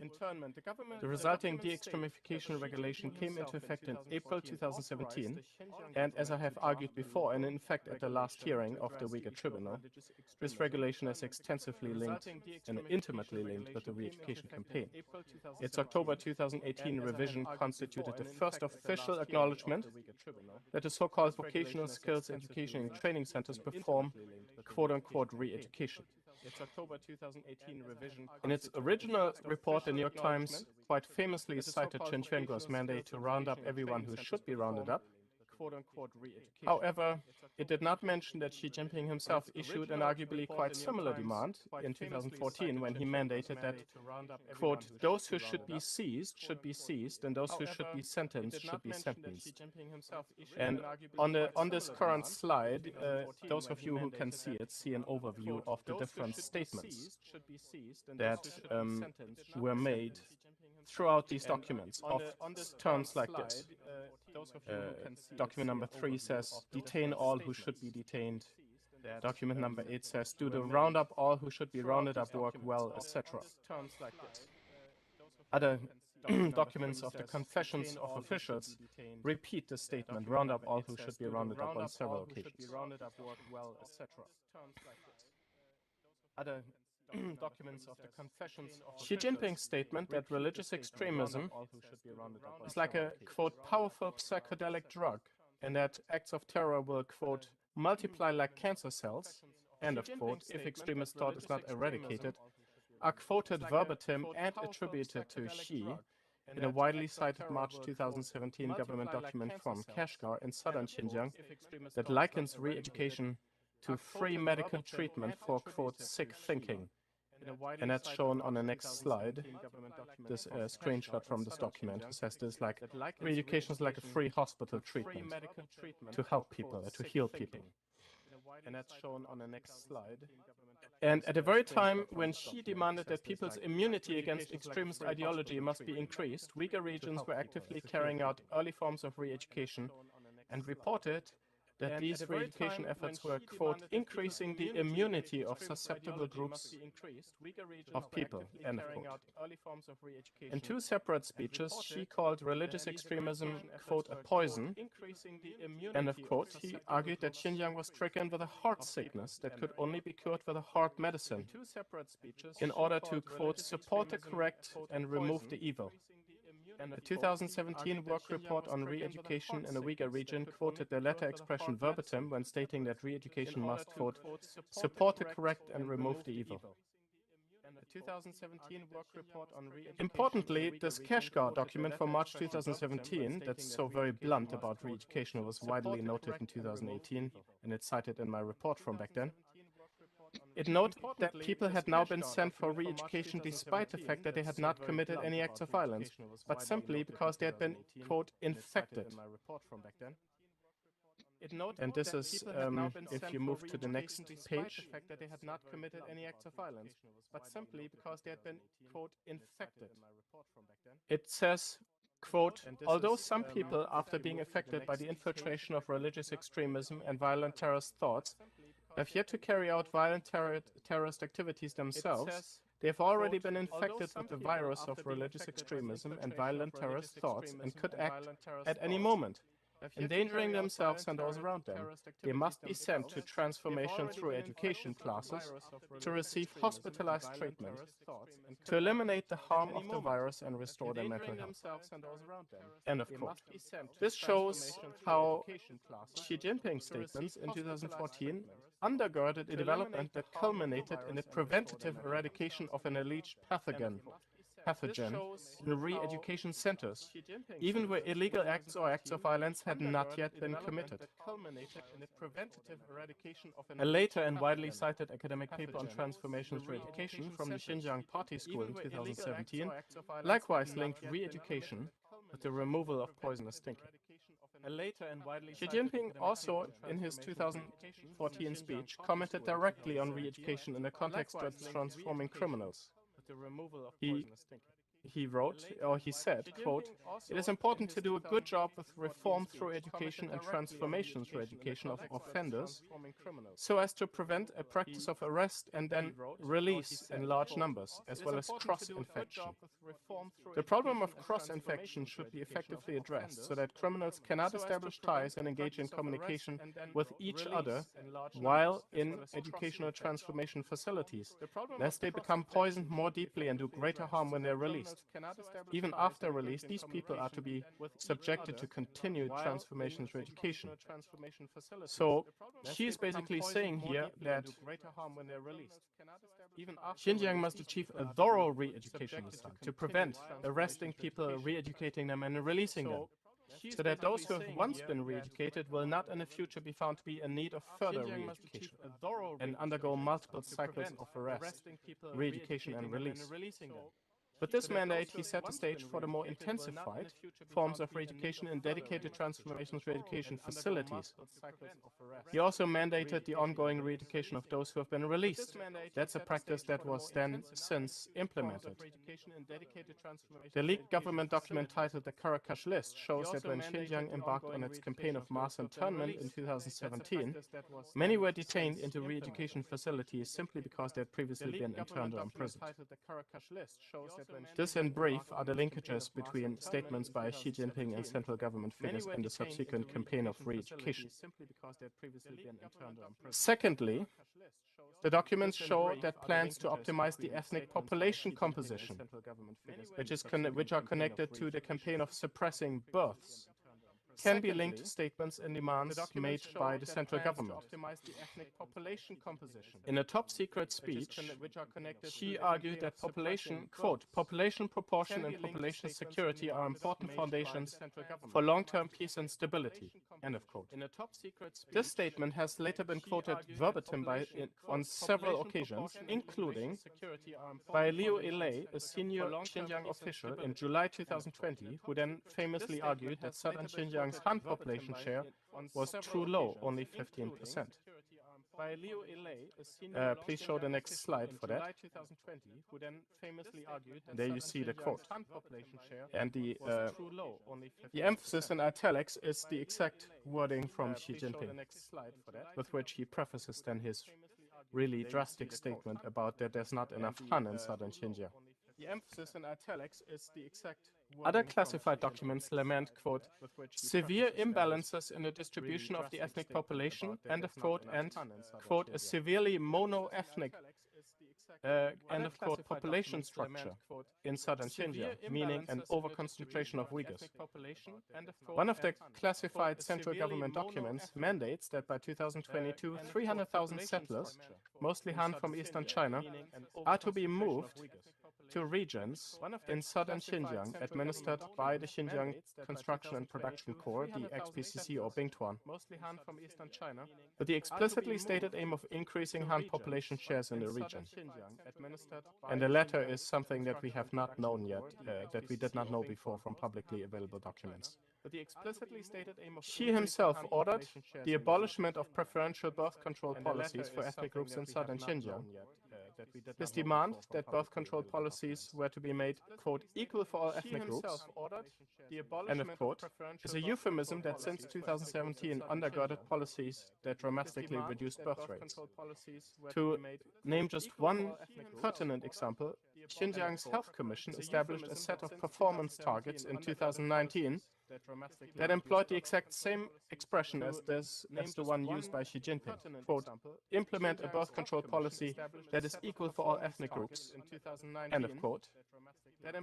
That exact statement is found as in a text that contains an overall goal behind a new mandate to reduce birth rates in southern Xinjiang by at least 4 per mil, to provide free birth control surgeries that include female sterilization, and to achieve an adoption rate of long-term effective birth prevention measures of at least 90% in rural regions. These are measures that include IUDs and sterilizations. A central government directive from December 2017, which is document number 7 in the leaked file cache, makes a very similar demand, mandating to, quote, enact birth control policies that are equal for each ethnic group, end of quote. But then it bluntly adds that this measure is specifically designed to do, quote, to promote equal population growth for each ethnic group. Or you could also translate balanced population growth for each ethnic group. Xi Jinping, in his speech, further mandated that the XPCC is to, quote, bring into play its role in optimizing population resources and become a staging area for optimizing the population, end of quote, in southern Xinjiang. All of these mandates are exactly in line with recommendations made by numerous Xinjiang academics and experts on population growth and population optimization who have unilaterally called for such measures. And the next slide provides a comparison table. So basically what we have here is we have statements by Xi Jinping himself and related central government documents. And the next slide provides a comparison table. I assume the next slide is going to come up soon here. Statements by Xi Jinping that underlie statements that in my publication from this year, which I presented at the first tribunal hearing, I presented statements and demands by scholar cadres, scholars who often also hold government positions or are funded by government or influential for government. Scholars who often also hold government. Could we have the next, let's see, funded by government or influential for government? Sorry, you've gone one too far. Could you go one back to the table? Yes, thank you. Could we have the next, let's see. And in my research paper that I presented at the first tribunal hearing, could you go one back to the table? Yes, and I apologize, this is in Chinese, but it gives you the idea, the comparison. And in my research paper that I presented, of course, we had said, well, I sort of had to strain a little bit. I strained to make an argument that this is influential, that you can see this is being implemented. These are demands made by academics, and this is not just academic discourse, but there is some influence. We see this reflected in some government policy. We see this reflected in decreased birth rates. We see We see some evidence that this is happening and that this is to be taken seriously. But of course, there was some speculative elements in this. But the new evidence from the leaked documents, we can now say with much more strongly that these developments and these discourses about population optimization can be directly traced to classified statements made by Xi Jinping and central government figures and then further expounded in a central government document and directive that stated as much about population development in southern Xinjiang. This is, I don't know if I can communicate the extreme significance of this new evidence and what it does with our existing understanding, especially on population optimization. Of course, you have to read through a bit of the coded language. It doesn't directly say, oh, we need to sterilize Uyghur women. It doesn't directly say we need to drastically slash birth rates. There's, of course, some these terms, you know, to equalize population growth, balance population growth, equal for birth control policy for ethnic groups, population security, etc. You do have to look at this still with an expert analysis and a careful discursive comparison. But within that, with that extra effort and within all of that context, from an expert perspective, the new evidence is of extreme significance in underscoring trends and developments that we have, that we had good evidence on, that we were making pretty strong allegations about, but still had quite a bit of speculative element in it. So just to contextualize that. You can just interrupt you there for a minute. It's of course easier for us because you've had your draft report in advance, and so we've been able to see the things that the wider audience can't see. And it may be that one or two things need clarifying. You've referred to the top level of secrecy document with the speech of Xi Jinping. Did the New York Times have that document themselves, as you understand it, from what you've been able to see of the thumbnail document with the speech of Yes, the New York Times Xi had Jinping? both of the documents with speeches by Xi Jinping are shown in full in the thumbnails, and the Uyghur Tribunal has every single page of them. And they have the same missing page too. Yeah. And did the New York Times quote from, use, or display any part of those speeches? No, they were very careful. They did not show a transcript. I think probably not to offend China. And I know the New York Times was and continues to be concerned about the security of their reporters. Yes, well, back then in Beijing. Don't trouble yourself too much with China. I know the New York Times maybe the reasoning. was and I continues just want to know, for the purposes of the wider audience, yes, well, where you've been talking about the contents of the two speeches of Xi Jinping, yes. have those contents as his speeches ever been published before by the New York or anyone else? Two speeches of Xi Jinping. No, never in full. The New York Times quoted very selectively from them and didn't show a single full transcript page, not even one. So very selectively. And several, especially the statements regarding to population and birth control and population security and population structure, those were not mentioned by the Times. And of course, back in 2019, that was not really a research topic yet. And population security. Thank you. Sorry, I interrupted your friend. Do carry on. Those were not mentioned by the Times. And of course, back in 2019, that was not really a research topic yet. So the new evidence is of high significance in that it permits a much stronger case to be made for the argument that the specific demands made by high-ranking Xinjiang academics and politicians like Liu Yilei to optimize Xinjiang's ethnic population structure reflect the previously articulated will of the central government. And if Xinjiang's, quote, unbalanced and, quote, mono-ethnic population structure is of concern for China's national security, then related countermeasures, including a policy of equalizing ethnic population, which includes being achieved through measures to curb Uyghur birth rates, are very likely or are almost certain to be pursued into the long term until the perceived problem is resolved. And, my argument, of course, is that the problem is resolved when the related targets have been achieved. Next topic, and I'll be briefer on that one. The material shows considerable evidence about forced labor transfers that later became more coercive.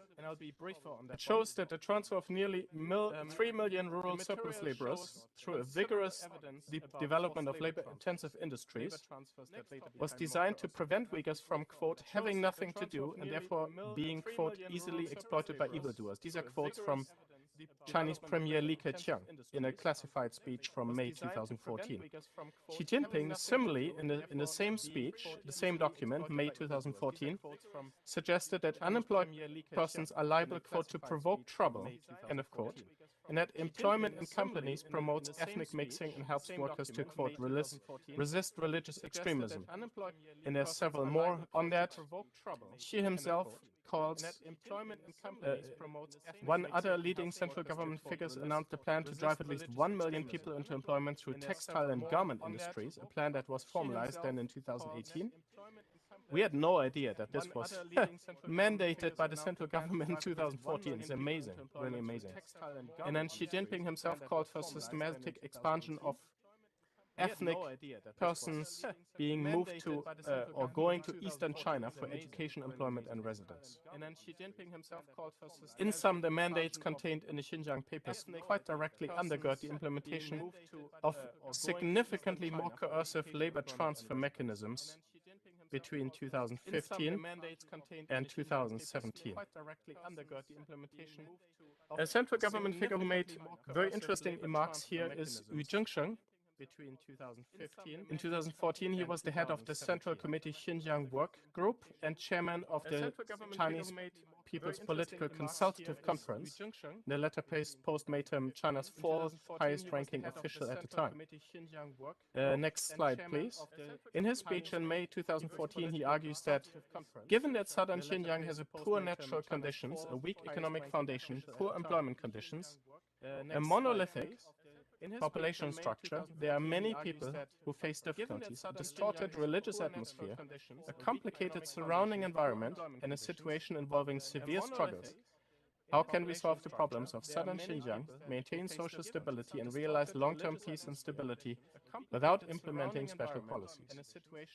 He makes the statements of great interest because it links different aspects together as related problems.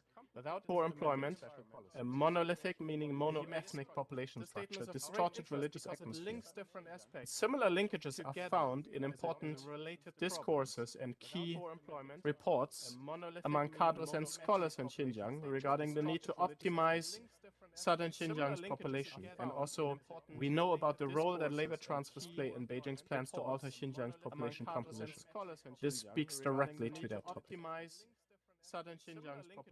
Fourthly, the classified material speaks to numerous other policies designed to assimilate and control the ethnic groups, including Chinese language-focused education in centralized boarding schools, more intensive forms of predictive policing through the analysis of big data, or sending Han officials to live with Uyghur families. These can all be linked to direct statements made by Xi Jinping. For example, Xi demanded that rural children should be put into boarding schools so that they would, quote, study in school, live in school, grow up in school, end of quote. His observation that, quote, some religious people interfere with matters of secular life, including marriage, funerals, etc., end of quote, was soon after formalized as the mandate that, quote, religion is strictly forbidden to interfere with secular lifestyles, end of quote. And by 2017, we see how this policy undergirded the internment of persons in re-education camps who had simply offered customary prayers at funerals or participated in customary religious wedding ceremonies. Xi's remarks and requirements provided the basis for criminalizing most of the customary religious practices that are part of ethnic populations' daily lives. And this link has not really been made to that extent in an original New York Times report. The files also show the motivation behind these unprecedented measures. In a top-secret speech, Xi Jinping argued that the Belt and Road Initiative required a stable domestic security requirement. He asserted that the entire country's national security and the achievement of China's major goals in the 21st century are in jeopardy. The so-called two centennial goals are in jeopardy if the situation in southern Xinjiang cannot be brought under control. He demanded specifically that the region engaged in an all-out battle to, quote, prevent Xinjiang's violent terrorist activities from spreading to the rest of China. And he noted that since that has already happened to an extent, quote, therefore we propose that Xinjiang is currently in a painful period of interventionary treatment, end of quote. And so on. I'm skipping over some details. It of course also shows that officials in Xinjiang who did not fully obey orders and failed to, for example, detain all those who, quote, should be detained, meaning large numbers of the local population in re-education facilities, were severely punished. This was reported by New York Times. He declared that... Can I just interrupt? Yes. You referred to the two centennial events. Can you, in case you had explained them and I'd missed them, I'm sorry, but in case you haven't explained that, can you just fill that in, that little detail? Yes, the two centennial goals are firstly to build a moderately prosperous society by 2021, which is the centenary of the CCP, of the founding of the CCP. And second, to build a modern socialist country that is prosperous, strong, and advanced by 2049, which is the centenary of the People's Republic of China. Thank you. Together, they constitute basically Beijing's most important political goals in the coming decades. Thank you. Xi Jinping said, we must have strong faith in our victory, make a determined effort, and even have to pay a special price sometimes. Which I think is quite an apt statement to make in 2014, given what happened later. He then said, in the face of rampant violent activities, we must focus our current fight on a severe crackdown on violent terrorist activity. We must not hesitate or waver in the use of the weapons of the People's Democratic Dictatorship and focus our energy on executing a crushing blow that buys us time and initiative for solving the deep-seated issues regarding Xinjiang's long-term peace and stability. Especially the latter statement, the crushing blow that buys us time and initiative, is quite an apt description of Beijing's strategy since the speech and especially since 2014. Also, other statements could be quoted of how important Xi's statements from 2010 were, and it's really no wonder that they were studied in detail by Xinjiang officials. Liu Zhengsheng made further statements about the significance of the decisions made by the Xinjiang Work Group and Xi Jinping 2014. Next slide, please. He said in May 2014, we must thoroughly comprehend that doing a proper job, this was Xi's quote. One further slide, yes. We must thoroughly comprehend that doing a proper job in Xinjiang is not only a matter for the region, but also a major issue for the whole party and the entire country. If the Xinjiang situation is not handled properly, it will affect the overall situation of reform, development, and stability of the country and the realization of the two centennial goals, which I refer to. In conclusion, the new evidence provides crucial information regarding the intent behind the recent policies and atrocities in Xinjiang. They show that they are not just local initiatives or temporary measures, but pertain to the long-term strategy of the central government in Beijing about the region.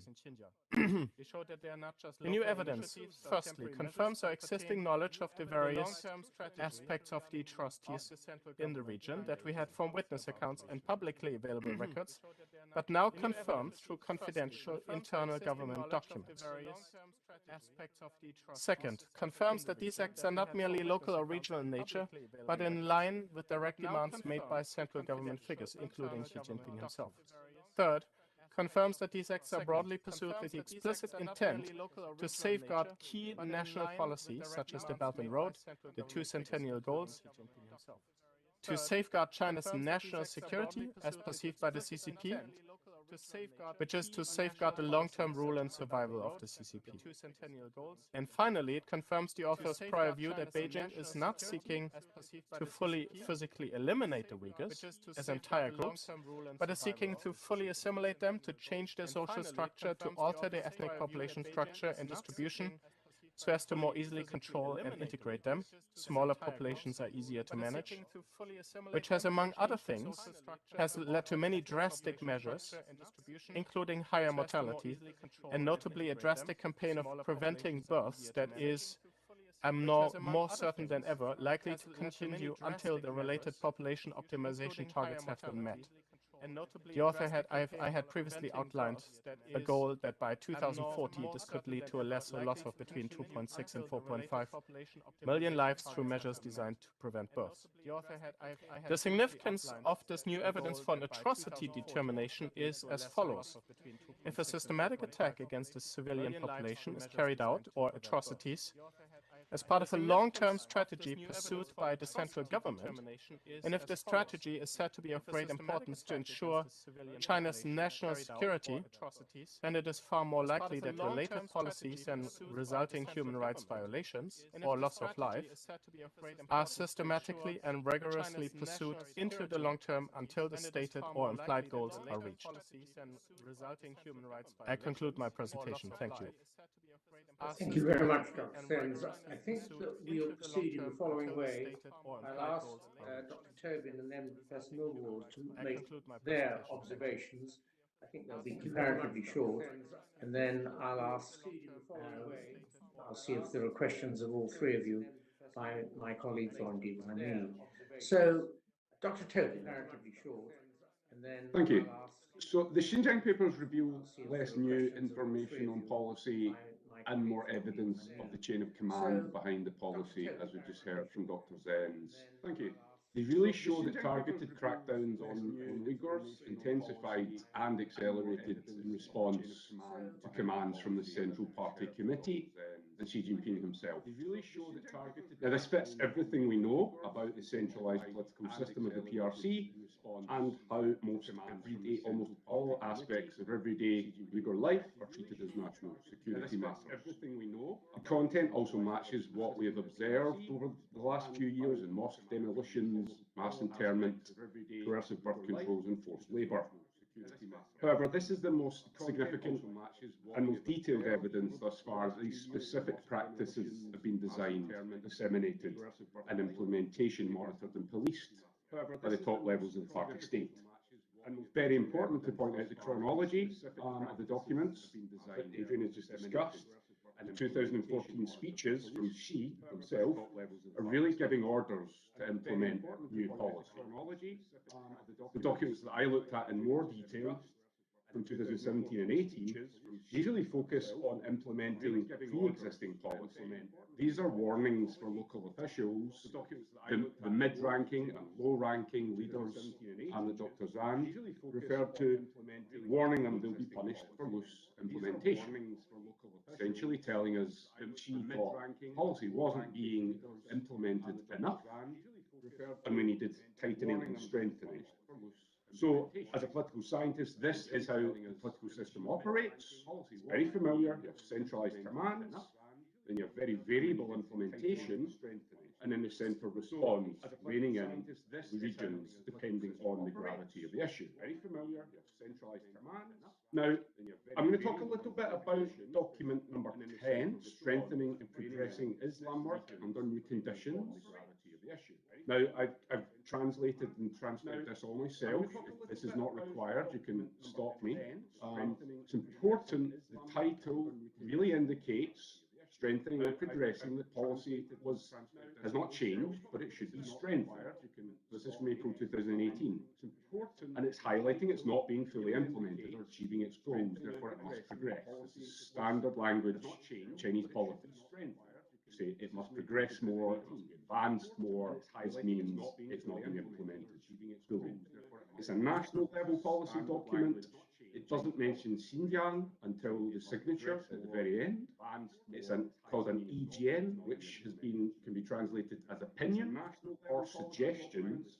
It's very important for Anglophone audiences to know this is a suggestion from the centre, and it means implement this policy. Read the document and learn about the policy, and punishment and reward will follow.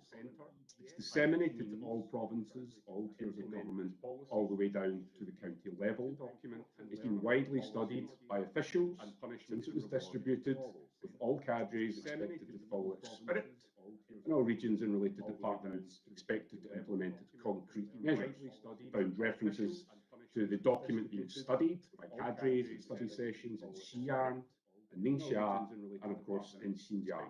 So it's a clear and binding report on problems, quote, of basic implementation of Sinicization policies and the need to strengthen supervision of its implementation. Its key function really is reining in local cadres and institutions to follow central policy on Sinicization and, quote, maintain ideological security. For example, subsection 2, quote, there exist problems in basic Islam work of not being able, willing or daring to monitor. The party's leadership of Islam work is being urgently strengthened. Document repeatedly reminds cadres and local leaders to implement, coordinate party's leadership according to policy and law, with the centre in command in the context of ineffective, uncoordinated and non-standardised management. See subsections 6, 7, 10 and 22 to 25.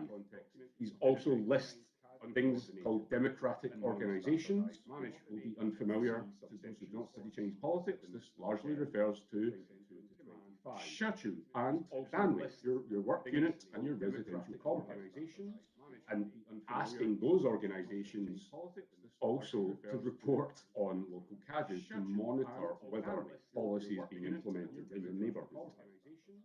And also explains repeatedly the need for greater and deeper education of the policy in areas of ethnicity, religion and rule by law. Subsection 6, 7, 12, 14 and 23. This means, this is a statement that people do not understand policy or the thinking behind the policy. And that's important, the thinking behind it. These types of documents really, they always start by telling a story and then explain what must be done in response to the story. The story at the start of this document is that China is experiencing a rising tide of religious fever and waves of, quote, de-Sinicization. And these include Saudiization and Arabization. And within this context, there has been loose policy implementation. Islam in China is described as harmonious. Global Islam, quote, is referred to as a problem of infiltration. The word infiltration is used repeatedly to describe the influence of Islam from other countries. So therefore, Sinicization is really framed here as the need for political stability and national security. To describe the influence. Give you some examples of the key practices it's outlined before I finish. So therefore, Sinicization is subsection 7. The principle is no new construction or establishment of activity venues. Religious activity venues, community centres, but also mosques. New construction of venues must be steered to city and village regulations and regulations on land use, maintaining the principle to demolish many, build few, and merge mosque construction. The mergers of mosque construction has been covered in the media. Also, we've found many mosques are closed down for unrelated issues, land use, environmental regulations. This is an example of cadres being told to find reasons to close down mosques that are unrelated to religious policy. Also, do not set up religious venues in temporary places of worship for single ethnic or religious groups. Article 10. We must strengthen coordination and prevent public security incidents. Large-scale activities based on historical revisionism or superfluous ahistorical traditions are not permitted. We must strengthen subsection 15. Construction and renovation activities must give prominence to Chinese style. What we've observed in most renovations. Article 17. Prevent expansion of the halal concept, referred to as foodstuffs security. And lastly, Article 20, subsection 20 rather, religious departments must strengthen the management and supervision of scripture colleges, teaching curriculum, teacher certification, student and staff recruitment scope, teaching outlines, use of teaching materials, funding sources, and other areas. This is far more detailed than I would expect to see from the Central Party. Most of my work would be focused on that larger narrative, the story of global Islam, and harmonious Islam within China is very, very familiar. Normal religion and abnormal religion, those phrases extremely familiar. But what we don't normally see in Central Party documents is such detail about microlife, about everyday activity, teaching, building mosques, going to mosques. So to conclude, we've heard from Dr. Zenz the evidence on how policies of mass internment, intergenerational separation, coercive birth controls and forced labour are being constructed and directed by the centre. Now we can say cynicisation, which includes mosque demolitions and ideological education, is official policy. It's not errant local cadres implementing things of their own volition. We now have clear evidence of its construction, implementation and supervision by the top levels of the party. It's not an errant local cadre. Thank you very much, Dr. Kevin. Professor Millwood. We now have clear evidence of its construction, implementation and supervision. Yes. So, while I agree with everything that Dr. Zenz and Dr. Tobin has said, my own approach to this particular task in front of us was, I didn't work and analyze the documents directly myself, as Dr. Tobin and of course Dr. Zenz have done. My role was as a peer reviewer. I didn't work, and also, I suppose, someone who has confirmed the process of confirming the authenticity of the document. So I sort of looked over that process. So I was provided by the Uyghur Tribunal with a set of files consisting of photographs of original documents. Adrian Zenz provided me with transcripts of these documents that he and his assistant had prepared, as well as a general introduction to the whole set, and specific introductions to documents 1, 2, and 4, and his longer document analysis of the contents for the Uyghur Tribunal, some of the contents of which he summarized this morning. Based on Dr. Zenz's evidence and arguments in his general introduction to the Xinjiang papers, I'm convinced that the files provided to me, the original documents provided to me as electronic scans, that they are in fact original Chinese government documents that they purport to be, and that they are substantially the same as the catch of documents earlier obtained but not fully published or made available by the New York Times, and with the differences being those differences that Professor Zenz, Dr. Zenz mentioned in his presentation this morning. My own review work involved a few different tasks. I reviewed Dr. Zenz's written materials as I would peer review manuscripts of academic articles. My own review work, a second type of task, involved checking English translations of the Chinese passages that Dr. Zenz quotes in his reports. And this was made easier by him providing original Chinese for those translations in all of his footnotes. But I then also checked the Chinese in the footnotes against the Chinese in the original documents and also in the transcriptions. And so I went through to make sure simply that where he was quoting and arguing from the documents, that those key passages were in fact accurately transcribed and conveyed from the original documents as they were. That those key passages were in fact. Finally, regarding the transcriptions of the documents in general, I did not go through them line by line, although I understand that that comparison has been done, that full proofreading has been done. Finally, regarding the transcriptions of the documents of the entire corpus of the transcriptions against the original documents, but I did spot check each transcription. So to do this, I chose a few passages at random from each document and compared them with the corresponding passage as it appears in the transcriptions prepared by Zenz and his assistant. So to conclude very quickly then, as a result of this, I'm highly confident that these are Chinese government documents, that they are substantially the same as the catch given to the New York Times. I'm confident that the transcriptions were carefully made.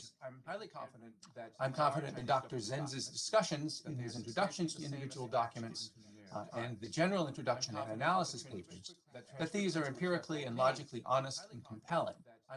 The bottom line on these documents, as I see it from this process, is that they show how the policies we've been examining and talking about for years now, sinicization, birth suppression, transfer of workers, putting small children in boarding schools, changing population distribution by moving Uyghurs out and moving Han into southern Xinjiang, increasing restrictions on Islam, and of course the mass internments in the camps. I'm confident that all these policies originate in concerns and mandates issued from top leadership in Beijing, including General Secretary Xi Jinping, from as early as 2014, as articulated in his speeches of that year. And that concludes my short statement. Well, thank you, gentlemen, all. Before I see if my colleagues have questions, and trying to think ahead, there's one technical matter that I ought to make clear for the benefit of People's Republic of China. When your report is online, which we hope will be on Monday, People's Republic of course, the original speech of Xi Jinping will not be photocopied because it can't be. But will there be part of it or all of it in transcription in the original Chinese characters? Because if there is, then that will give them an opportunity to say, yes, it is a genuine document, or if they wish to challenge it.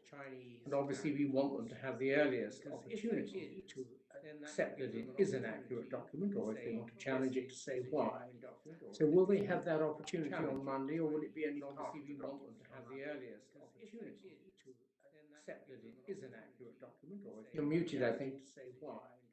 So will they have that opportunity on Monday? Apologies. So the current status is that by Monday, we will be able to publish documents 1, 2, and 4, which includes the entire body of speeches by Xi Jinping. So everything that we have that was said by Xi Jinping. And in addition, document number 4, which is one of the summaries of a speech by Chen Quanguo. And then we will, as we're able to, so this includes much of the core evidence and everything said by Xi Jinping. Much of what we said relates to the center, and the speech by Premier Li Keqiang in Yuzhengshe is included in document number 2. So much of what has been presented today would be available in full transcript.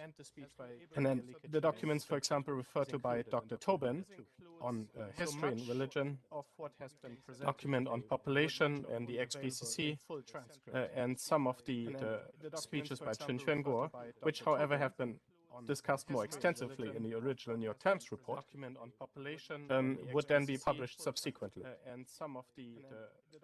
Thank you very much. I'll see now if my colleagues have any questions. Professor Cole. Thank you for your contributions and all your hard work. I have a short question and a longer question. The short question is, both of which are for Dr. Zenz. So when you use the word monolithic and you describe it as mono-ethnic, could it be both? For instance, monolithic, the meaning could also mean something that's stubborn, large, slow to change, and indivisible, and needs to be crushed. So that's my first short question. The second question is with regard to the boarding school.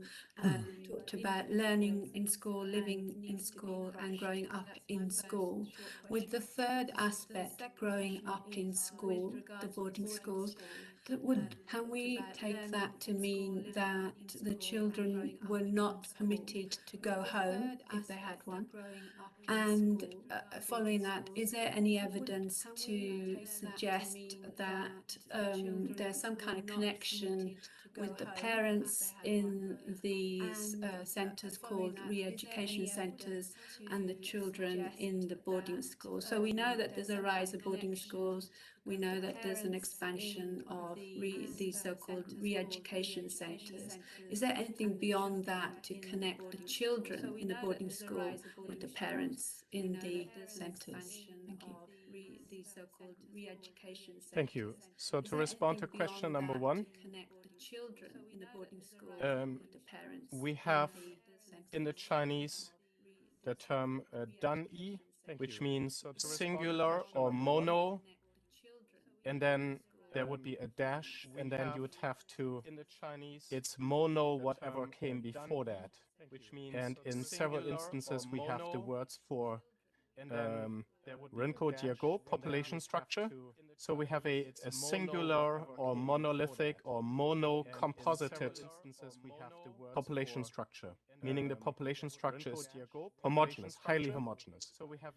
Sometimes, in some instances, this refers to just population structure, so that could then mean several things. It could mean, for example, there's a too high homogeneity of people who all do the same work, or who are, or they're all too elderly, if it was demographic or whatever. But in many cases, it's either implied, or in some cases, we directly have the word ethnic in there as well, and then it's directly mono-ethnic, is the meaning. But in many cases, it can refer to several things. Mono-economic, for example, or monolithic in regards to employment structure, meaning there's too many rural surplus laborers who need to be transferred, too many in agriculture. Or there's too many poor people, too many uneducated people. Of course, we see also, that's why I brought in the statement by Yu Zhengsheng, the overlap, where it sees there's a problem. It's also mono-religious, right? So religion is also in that. It's too mono-religious, mono-economic, and mono-ethnic. And there's a national security overlap between all of those. So it's simply mono-dash, dan-yi. So that is the meaning, which means singular or homogeneous, or too much of the same. Second question, regarding to boarding schools, this is a point that really, I think, warrants some significant further research. At the same time, we can say, when Xi Jinping talks about this, to study, live, and grow up. This is in a context that there's a clear understanding that boarding schools provide a better context for children to live and grow up in than the homes of poor, uneducated, uncivilized, backward ethnic minorities. All of these terms used, of course, in quotation marks, right? From the perspective of the party. A significant inference can be made that this means that they spend significantly more time in school than at home. So, for example, in boarding schools, it's quite common that maybe once a week, more commonly, once every 2 weeks, students can go home for 1 day or maybe 2 days. So that would be compatible with that. We cannot directly infer from this that they cannot leave boarding school, that they're confined in it. We do, however, know from other evidence published that this is, of course, compatible with the development that many students had one or both parents in re-education facilities, and then the school becomes the dedicated caretaker. And this, of course, Xi Jinping's statement is very broad, it's very general. It can refer to any of these scenarios. And then the school becomes the dedicated caretaker. But at a minimum, it refers to a scenario where the children spend significantly more time living and growing up in a state-controlled school environment than they do at home. At a minimum, it refers to a scenario where Thank you, Professor Kumar. Spend significally more time. Thank you very much. It's been a very interesting series of talks. Can I just talk about the sort of huge surfeit of medical analogues and metaphors and things like linking re-education to free medical treatment for sick thickening? thinking rather. Were these for the carders who we've now heard had punishment and also success was celebrated, or was it for the general population? That was my first question. The second question really was really in terms of what Dr. Zwan was talking about earlier on, which is genocide and at which level the orders were sent. Did you get any feeling in the papers as to what happened at the bottom level, where clearly the message had been passed on to the bottom level to actually, so this would be the soldiers or whoever was looking after the people in their internment camps, who were actually metering out the perhaps the torture and the so on. Is there any evidence that that came from the top? Thank you very much. I respond first, and I'm sure the two peer reviewers can add to it if they would like to. That's okay? Yes, of course. So the first question, it is clear that the statements about the need for greater immunity against wrong thinking, basically, the medical analogies, they refer to society, ethnic society at large. One statement by Xi Jinping refers specifically to both cadres and the masses. Masses mean the population.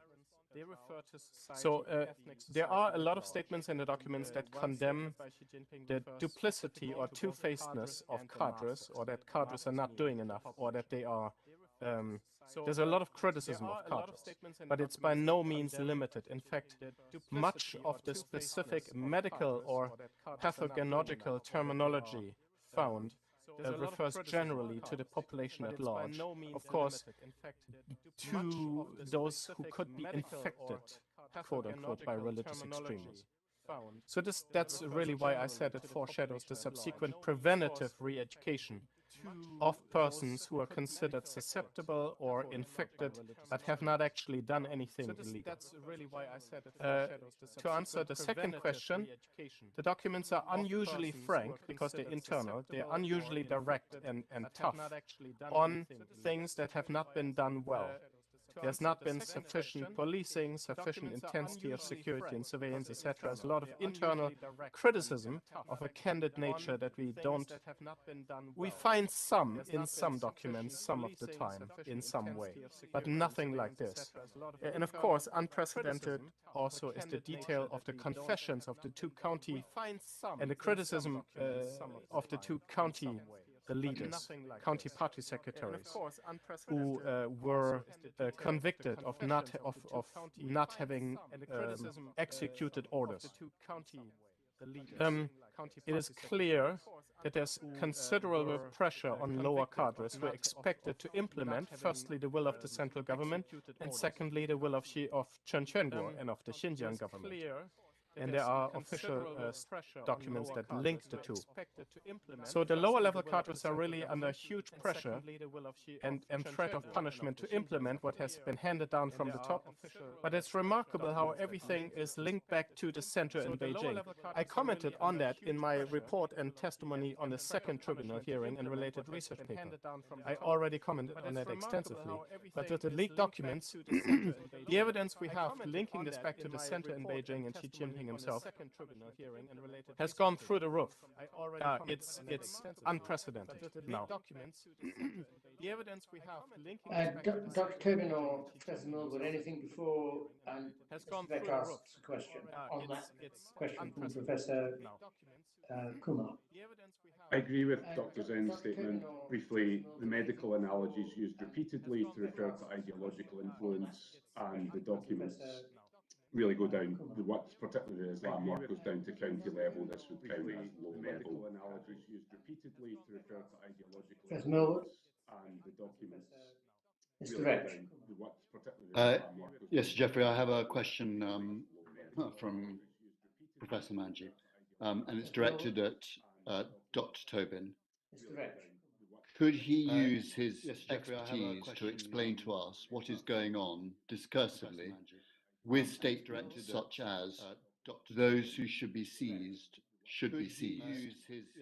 Does this pertain to the implementation analysis he has provided, question, as a language expert, what is his assessment of the reasoning of these seemingly circular statements? Question. As a language expert, the language user, those who should be seized will be seized, is deliberately vague in some senses because this is covering so many issues, so many practices. So it is absolutely about implementation. But we do need to remember Chinese politics works that way, where a lot of, especially issues of censorship and propaganda work, where you don't know where the red line is, so you deliberately avoid it. Stay away from politics. This is not so much about censorship, but this is why some of the language that we read in these documents appears to us broad and ideological, but it is designed to do that cadres feel the pressure, and it's better to stay out of trouble, take the path of least resistance, do the easy task. So it's all about implementation. It's telling people telling cadres to round people up. Who is it that should be seized? I mean, when I see this, I am reminded of my work in 2009 that I presented briefly at the first sessions, where it was being stated in education textbooks, simply that those who disagree, those who say Uyghurs are a Turkic group or an Islamic group are essentially terrorists. Only the three simply that say that. This broad, those who should be seized, this, to me, and what I think Chinese people would hear is Uyghurs. Uyghurs who identify themselves as Turkic and Islamic. This broad, those who should be seized, this, to me, Yes, and what I think Chinese people would hear is Dr. Zen's presented a very interesting table of versions of that phrase. Those who should be seized, all who should be seized, all who should be detained, and so on. Dr. Zen's presented a very interesting table of versions. Since there was a linguistic element to that question, I'd just like to sort of add that the thrust of all of these phrases is maximalist. It's not don't seize people who should not be seized.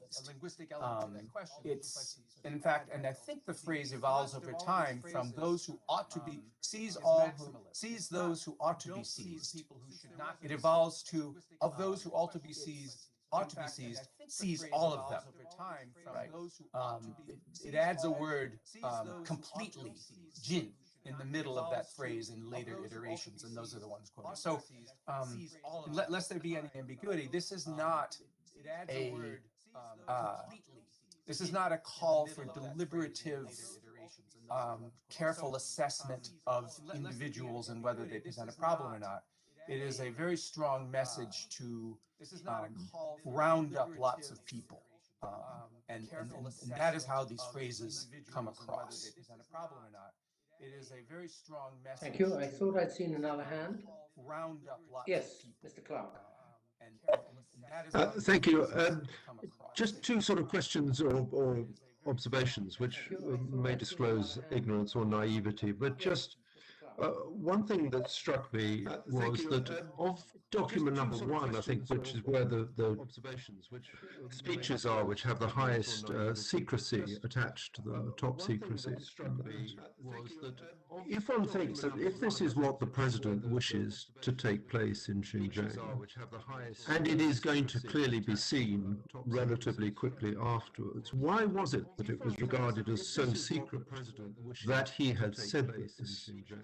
And secondly, and perhaps slightly in contrast to that, one thing that struck me was that the speeches, or a number of them referred to in the paper, are from 2014, and yet it's 3 years later before the laws which he's called upon to be drafted and implemented actually arrive. I mean, I say that may be naive because it may be the monolithic nature of the Chinese state is such that 3 years may be very fast, but it struck me that if it was quite clear that this is what he wanted in 2014, it's taken 3 years for it to be actually hitting the legislative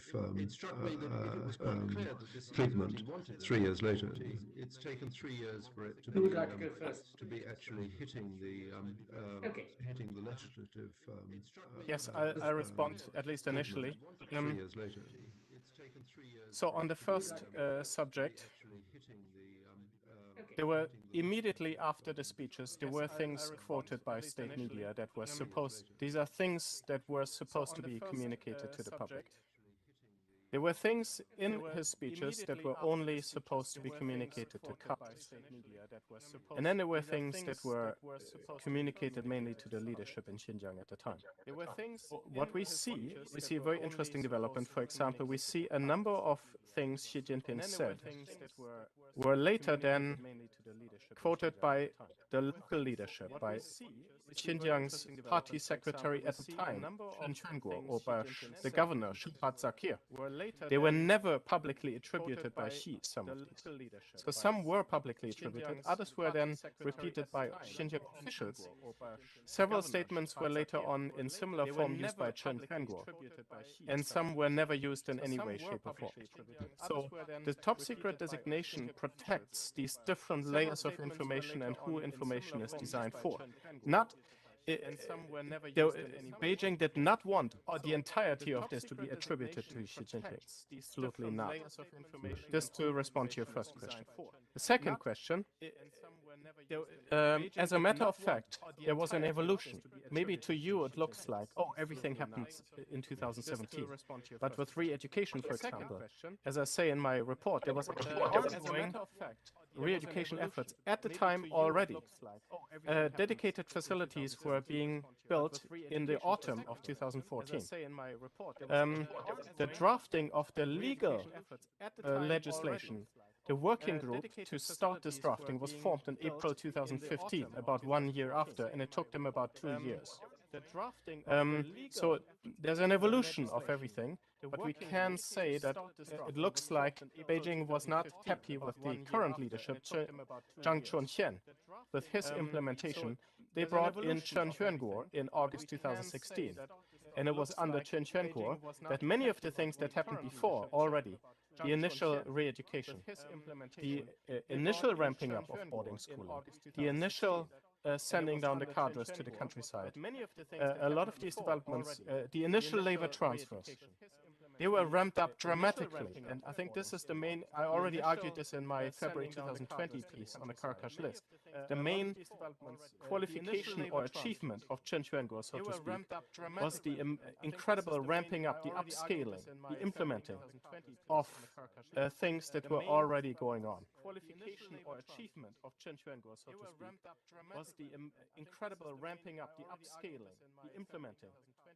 I'll just add to that, Dr. Zen's comments I agree with. I would locate my answer, I would explain this, both answers to both questions through centre-periphery relations that structure Chinese politics. Now, there's a real dimension to this, that simply Xinjiang, Tibet, etc. are very far from Beijing. It's standard practice that it takes time for messages to get across. We used to assume leaders in Beijing don't know everything that happens, and it does take time for information to get back. Bear in mind, it's an authoritarian system. We're telling the leaders bad news is not something you want to do. And of course, as I've discussed in previous sessions, the institutional arrangements in Xinjiang, some of them were organic. Over the years, they developed the practice. It wasn't some coordinated plan. What Xi Jinping has done has looked at the arrangements there, for example, the Bingtuan, and said, we need to rein this in. We need more centralization. That's been his main platform. So that's located very well in this. And it's also about, as Adrian said, about not wanting to pin the blame on Xi. This isn't just about this issue. This is how Chinese politics works. The legitimacy of the centre is separated from local practice deliberately, so that you see the centre in benevolent terms, almost like an emperor that's aloof, noble, philosopher king, and then you have your local cadres doing either dirty work or just practical work. You see this in methods of protest. If you see protests against land grabs, you often see placards saying, please rescue us, referring to the centre, rescues from corrupt cadres. So that's That is about legitimacy. It's not real. There's a dimension that this is about distance and institutional messiness, but it is also about presenting an image that she is aloof and doesn't get his hands dirty. And I see Professor Millwood nodding his head at that. I don't know if he wants to add anything apart from the nodding head. Right. And yeah, we're coming probably towards the end of time. And I see, yes, Mr. Clark. Professor Millwood nodding his head at that.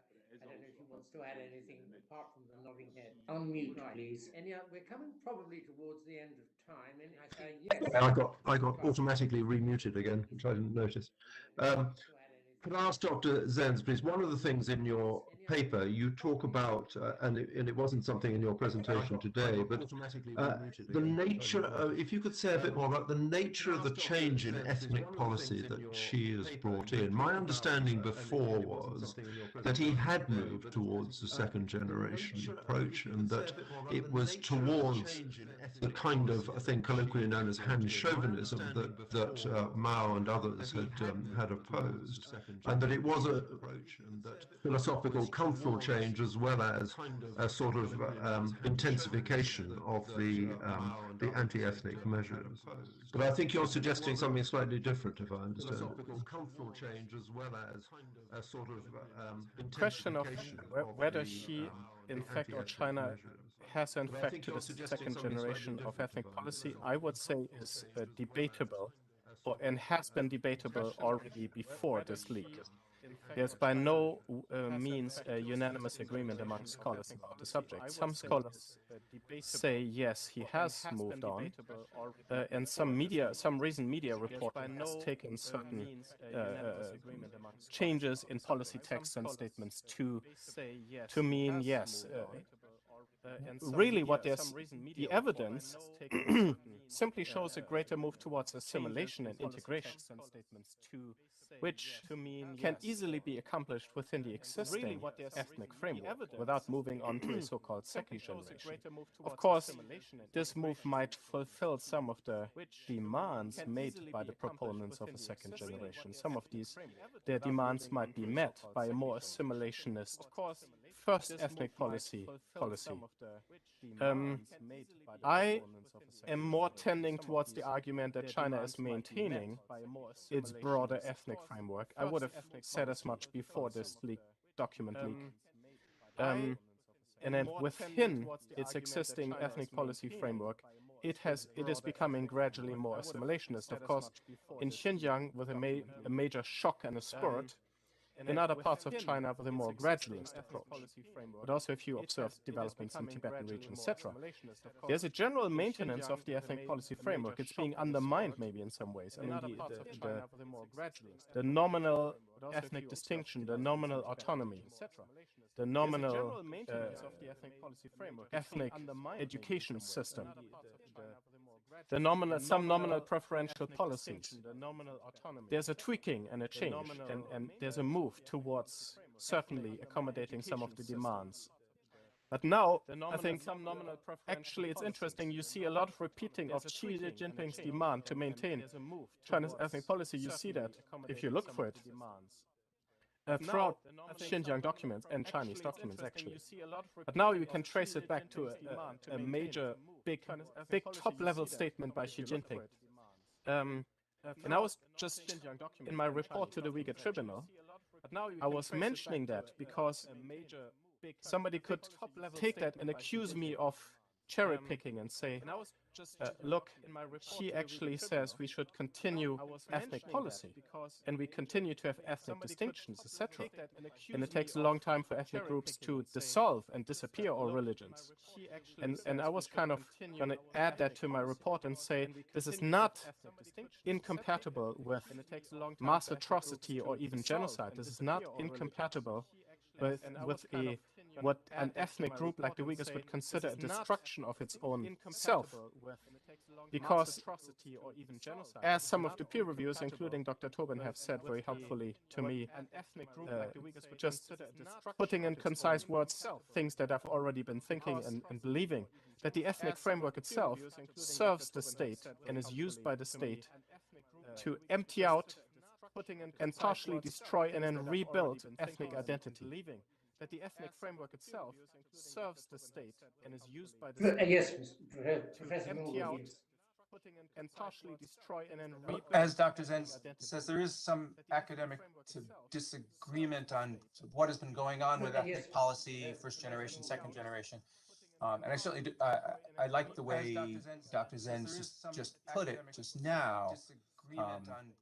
One point of difference is, or thing that should be clarified is that I think Dr. Zenz is very skeptical about how pluralist even the first so-called first generation ethnic policy was in the first place, right? It was, its form has certain signals, for example, talk about regional autonomy, which of course we always should put in quotation marks. It was never really autonomous or self-government and things like that. I think what happened around about 2014, there had been really a period of quite interesting open debate about ethnic policy in policy journals, in academic journals, in party journals. From 2008, 2009, and actually really going back to the early 1990s after the fall of the Soviet Union. But that debate was really quite open and surprising for a few years after 2008, 2009. And I think what happened is in 2014, Xi Jinping weighed in at a famous speech at an ethnic policy work forum. And he did a couple of things in that. One, he weighed in behind the form, the continued framework of the what we call the first generation Minzu policy, which is what Dr. Zenz was just talking about. And so people were not going to stop identifying people by their ethnic group. They were not going to eliminate the names on the maps. Tibetan autonomous region, Xinjiang autonomous region, things like that. They were going to continue to use this framework for governance. But at the same time, he signaled that big changes would be made. And one of those was that saying economic development alone is not going to address these problems of separatism. And we see that same comment in the current documents that we're talking about. And that put an end to the open debate about this question, as far as we know. It didn't, the famous articulators of the second generation thesis are still very much with us and still in prominent positions. And so I think where we stand now, it's certainly not a repudiation of what they were saying. But I think she weighed in to simply say, we're going to continue with the forms, but then a lot has changed in the actual implementation, in the ramping up and intensification of assimilative tendencies that have been there all along. Yes, Dr. Tobin, and then Ms. Rowe, and then we'll probably think of trying to draw this to a conclusion. Dr. Tobin. I'll be brief. Yeah, it's worthwhile remembering the first and second generation debate was essentially about the best methods of assimilation. It wasn't an open debate where everyone could join in. There were no Uyghurs participating, there were no Tibetans and so forth. The first generation being historical materialists, saying development will gradually cause the identity to wither away. The second generation essentially saying let's speed the process up. She obviously being, relying on Marxist legitimation symbols, can't say we're abandoning historical materialism. She's saying we are using historical materialism. But what he does, he taps into the chauvinism that was always there, that said the Han were formed thousands of years ago. They were always a socialist ethnic group, that are above this framework of cultural evolution. That does not, that is applied to Uyghurs and Tibetans, where their culture is seen as reflective of their natural material conditions. This is not applied to the Han. They're described as being formed thousands of years ago, before capitalism and all these things that are supposed to create these divisions. So she's essentially playing that balancing act, but it really does highlight the notion of the need to assimilate was always there. She has just enacted policies to accelerate that balancing act. but it really does Minister? highlight the notion that they need to assimilate. Thank you very much, Dr. Zenz. I certainly found it very helpful that you have managed to make this evidence accessible to us and others. Thank you very much. You mentioned, I think the phrase you used was extreme significance of this evidence for making the link between presidency and policies on the ground, and you said especially on population optimization policies. And in the draft paper we've seen, there's the phrase from his May 2014 speech where he demanded birth control policies to be made equal for all ethnic groups. And then later on in the paper you talk about the population optimization targets. And I just find it helpful if you could remind me what are the targets? Have they been quantified? Are they set out as a set of principles?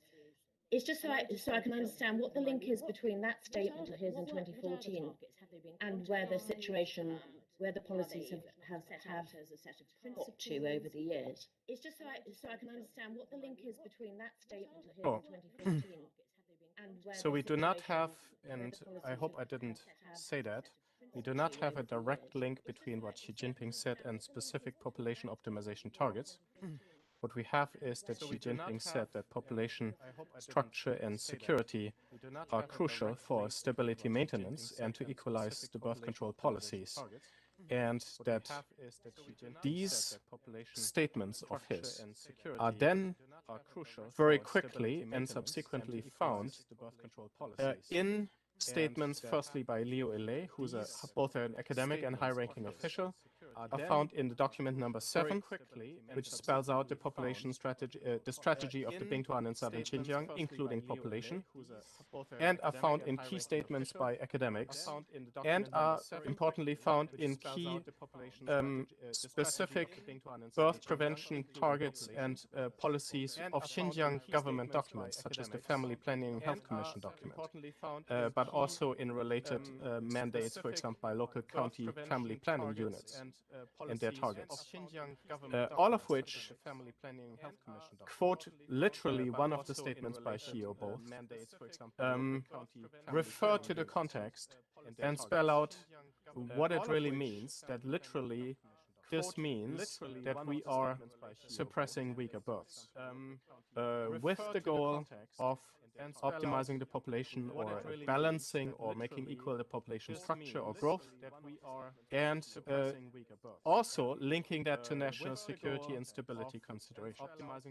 So we are tracing several stages of evolution of linkages from Xi Jinping to document number 7, to statements such as the ones by Liu Ele and the academics between 2014 and 17, and then specific statements found in, for example, the 2019 document I quote from the Xinjiang Family Planning Unit, and then the actual empirical situation.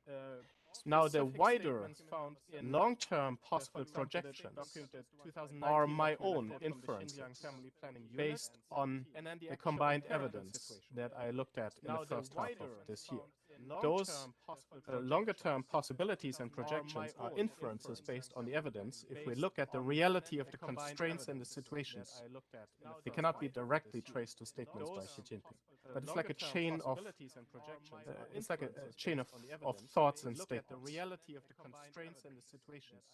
Okay, now I'm going to draw this to an end, but I have two questions for each of you gentlemen, which are probably very short in form and answer, and then I have a third question for Mr. Zenz. Let me just, Dr. Zenz, let me just explain that, because he knows about it. In London, when he was with Mr. McNamee, conversations occasionally were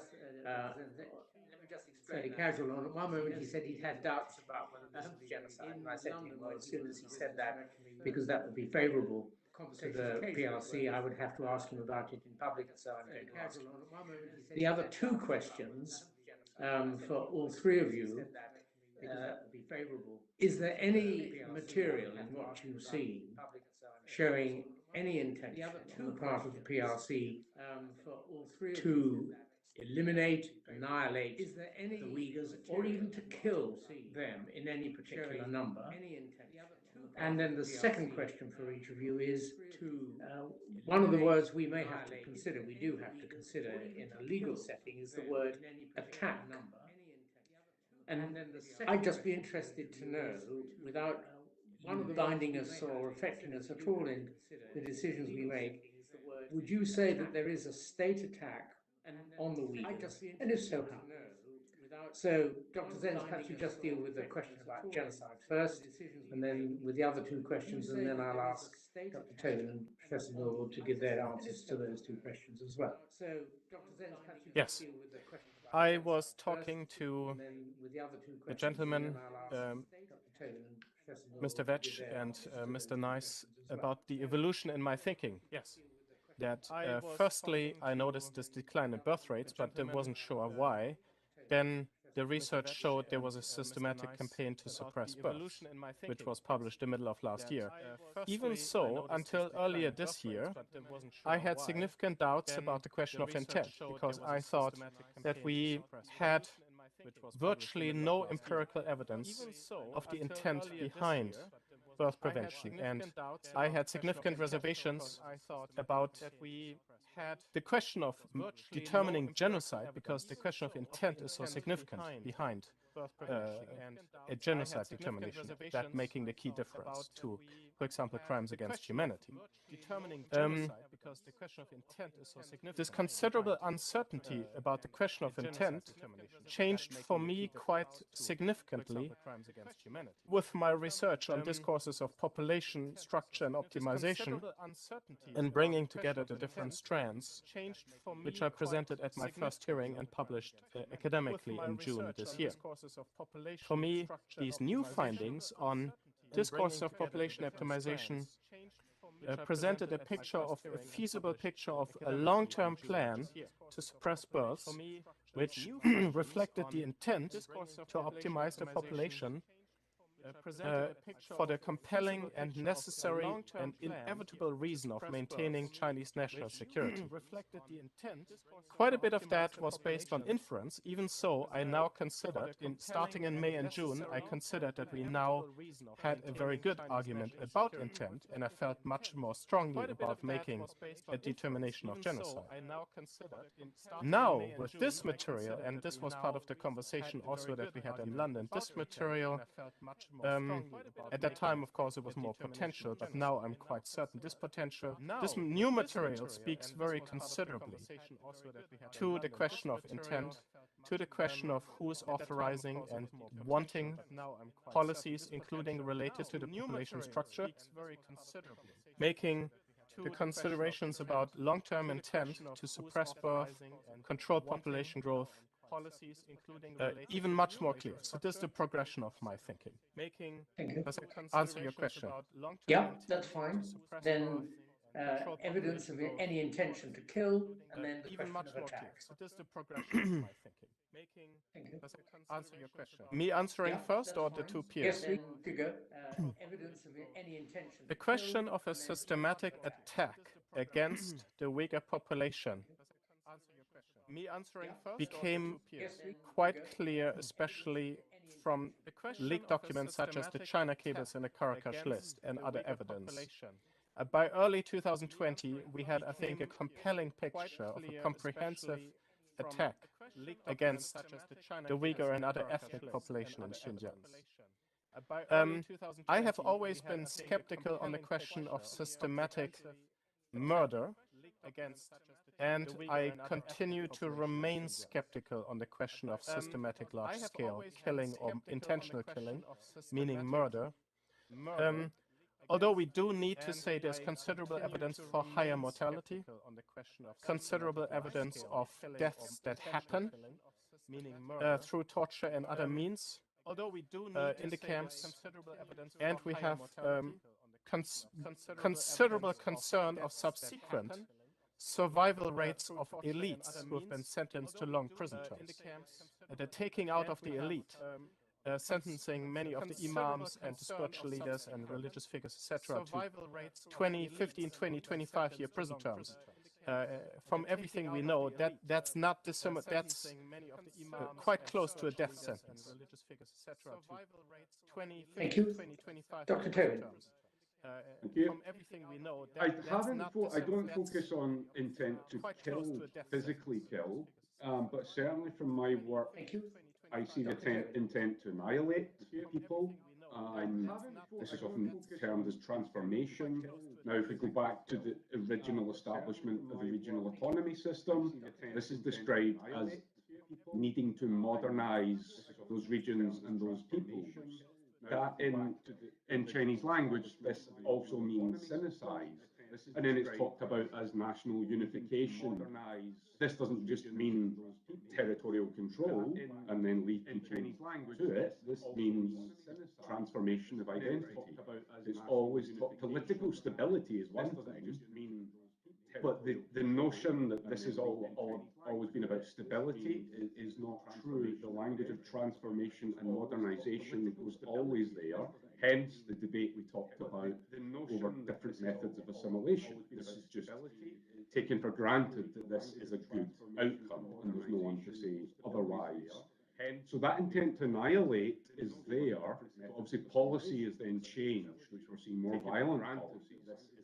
The very language of sinicization is you're telling people who do not see themselves as Chinese that they will be sinicized. This is against their will. You can argue states do this, countries do this, we need a national language and so forth. That's fine, but you don't need to say Uyghurs are not a Turkic group, Uyghurs are not an Islamic group, and then round people up on those terms. So sinicization drive in principle is a form of annihilation, but it's also directed at very specific practices that Uyghurs rely on to maintain their community, specifically language and religion, but also what we presented in the first sessions about the contact with your family and community, the severance of the Uyghur diaspora from their home language. Uyghurs talk about this, that itself is a practice of genocide. They cannot maintain their identity and their community.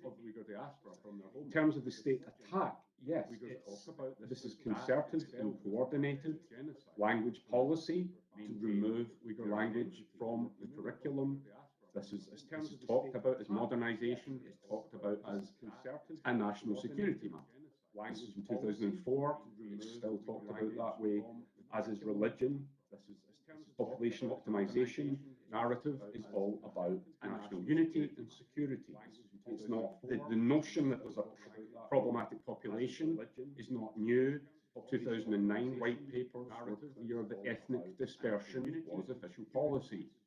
We just didn't have these types of documents outlining the details. It was stating concentrated ethnic populations are a security problem, specifically referring to ethnic minority regions, not pan-regions.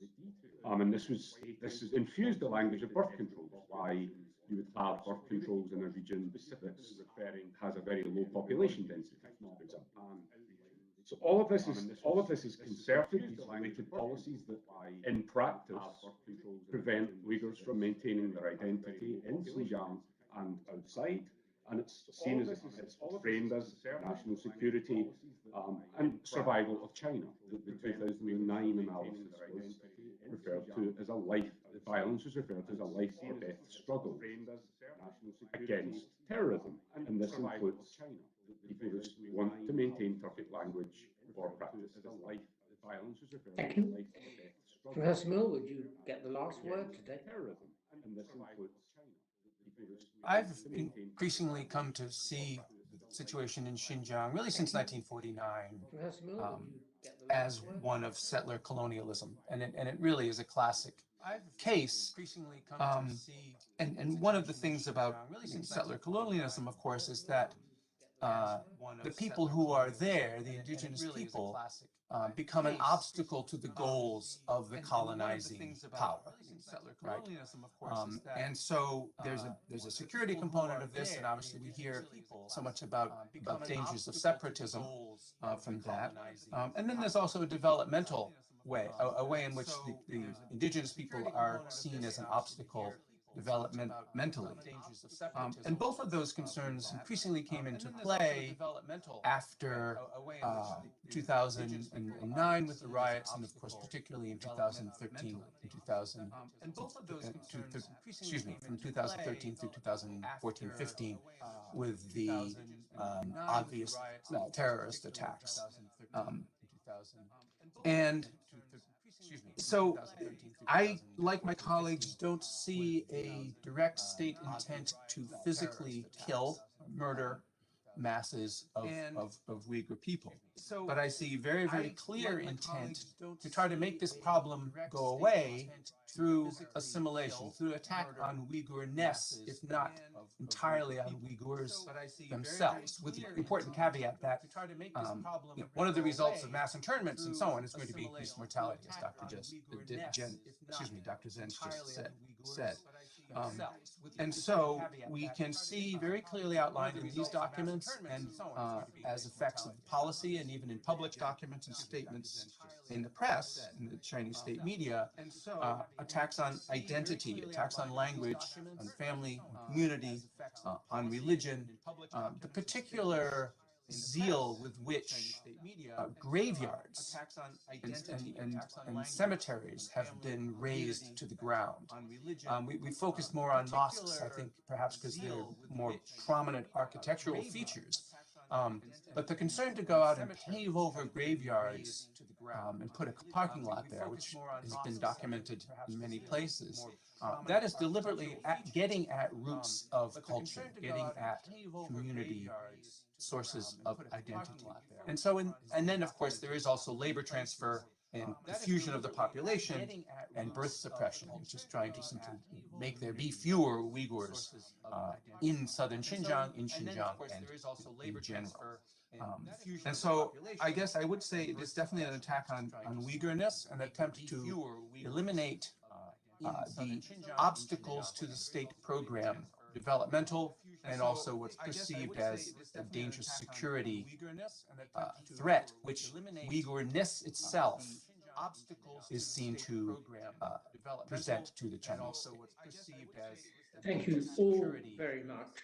I'm going to wind things up. I will give Mr. Vetch a chance to see if there's anything he's been so involved in all this that he wants to add. But just as a matter of formality, I have to record that our 9th tribunal, Professor Lynch, was unable to join today. He will, of course, be able to watch the totality of this on record. And if he has any questions, I'll ask him to see if you can indulge us with them in writing. The second thing that I need to make clear for those viewing is not only, gentlemen, have you all responded at great speed to our request for assistance in writing, but that all the work has been done pro bono publico. And that's an extremely impressive contribution to the exercise in which we've all been engaged. Before I wish you good night or good morning, Dr. Zenz, and impressive contribution. Mr. Vetch, anything you want to add? Engaged. Before No, Sir Geoffrey. In which case, I'm going to ask the three of you to leave so that it can be quite clear that there's been no further discussion between the tribunal and the three witnesses. No, Sir Geoffrey. We may now stay on to speak amongst ourselves. So thank you again for turning up, and if you'd be good enough now to bid us farewell, enjoy the weekend if there's any of it left. We may now stay on to speak amongst ourselves. So thank you again for turning up. I just Good enough now to bid us farewell. Enjoy the weekend if there's any of it left. We may now stay on to speak amongst ourselves. So thank you again for turning up. I just Good enough now to bid us farewell. Enjoy the weekend if there's any of it left. We may now stay on to speak amongst ourselves. So thank you again for turning up. I just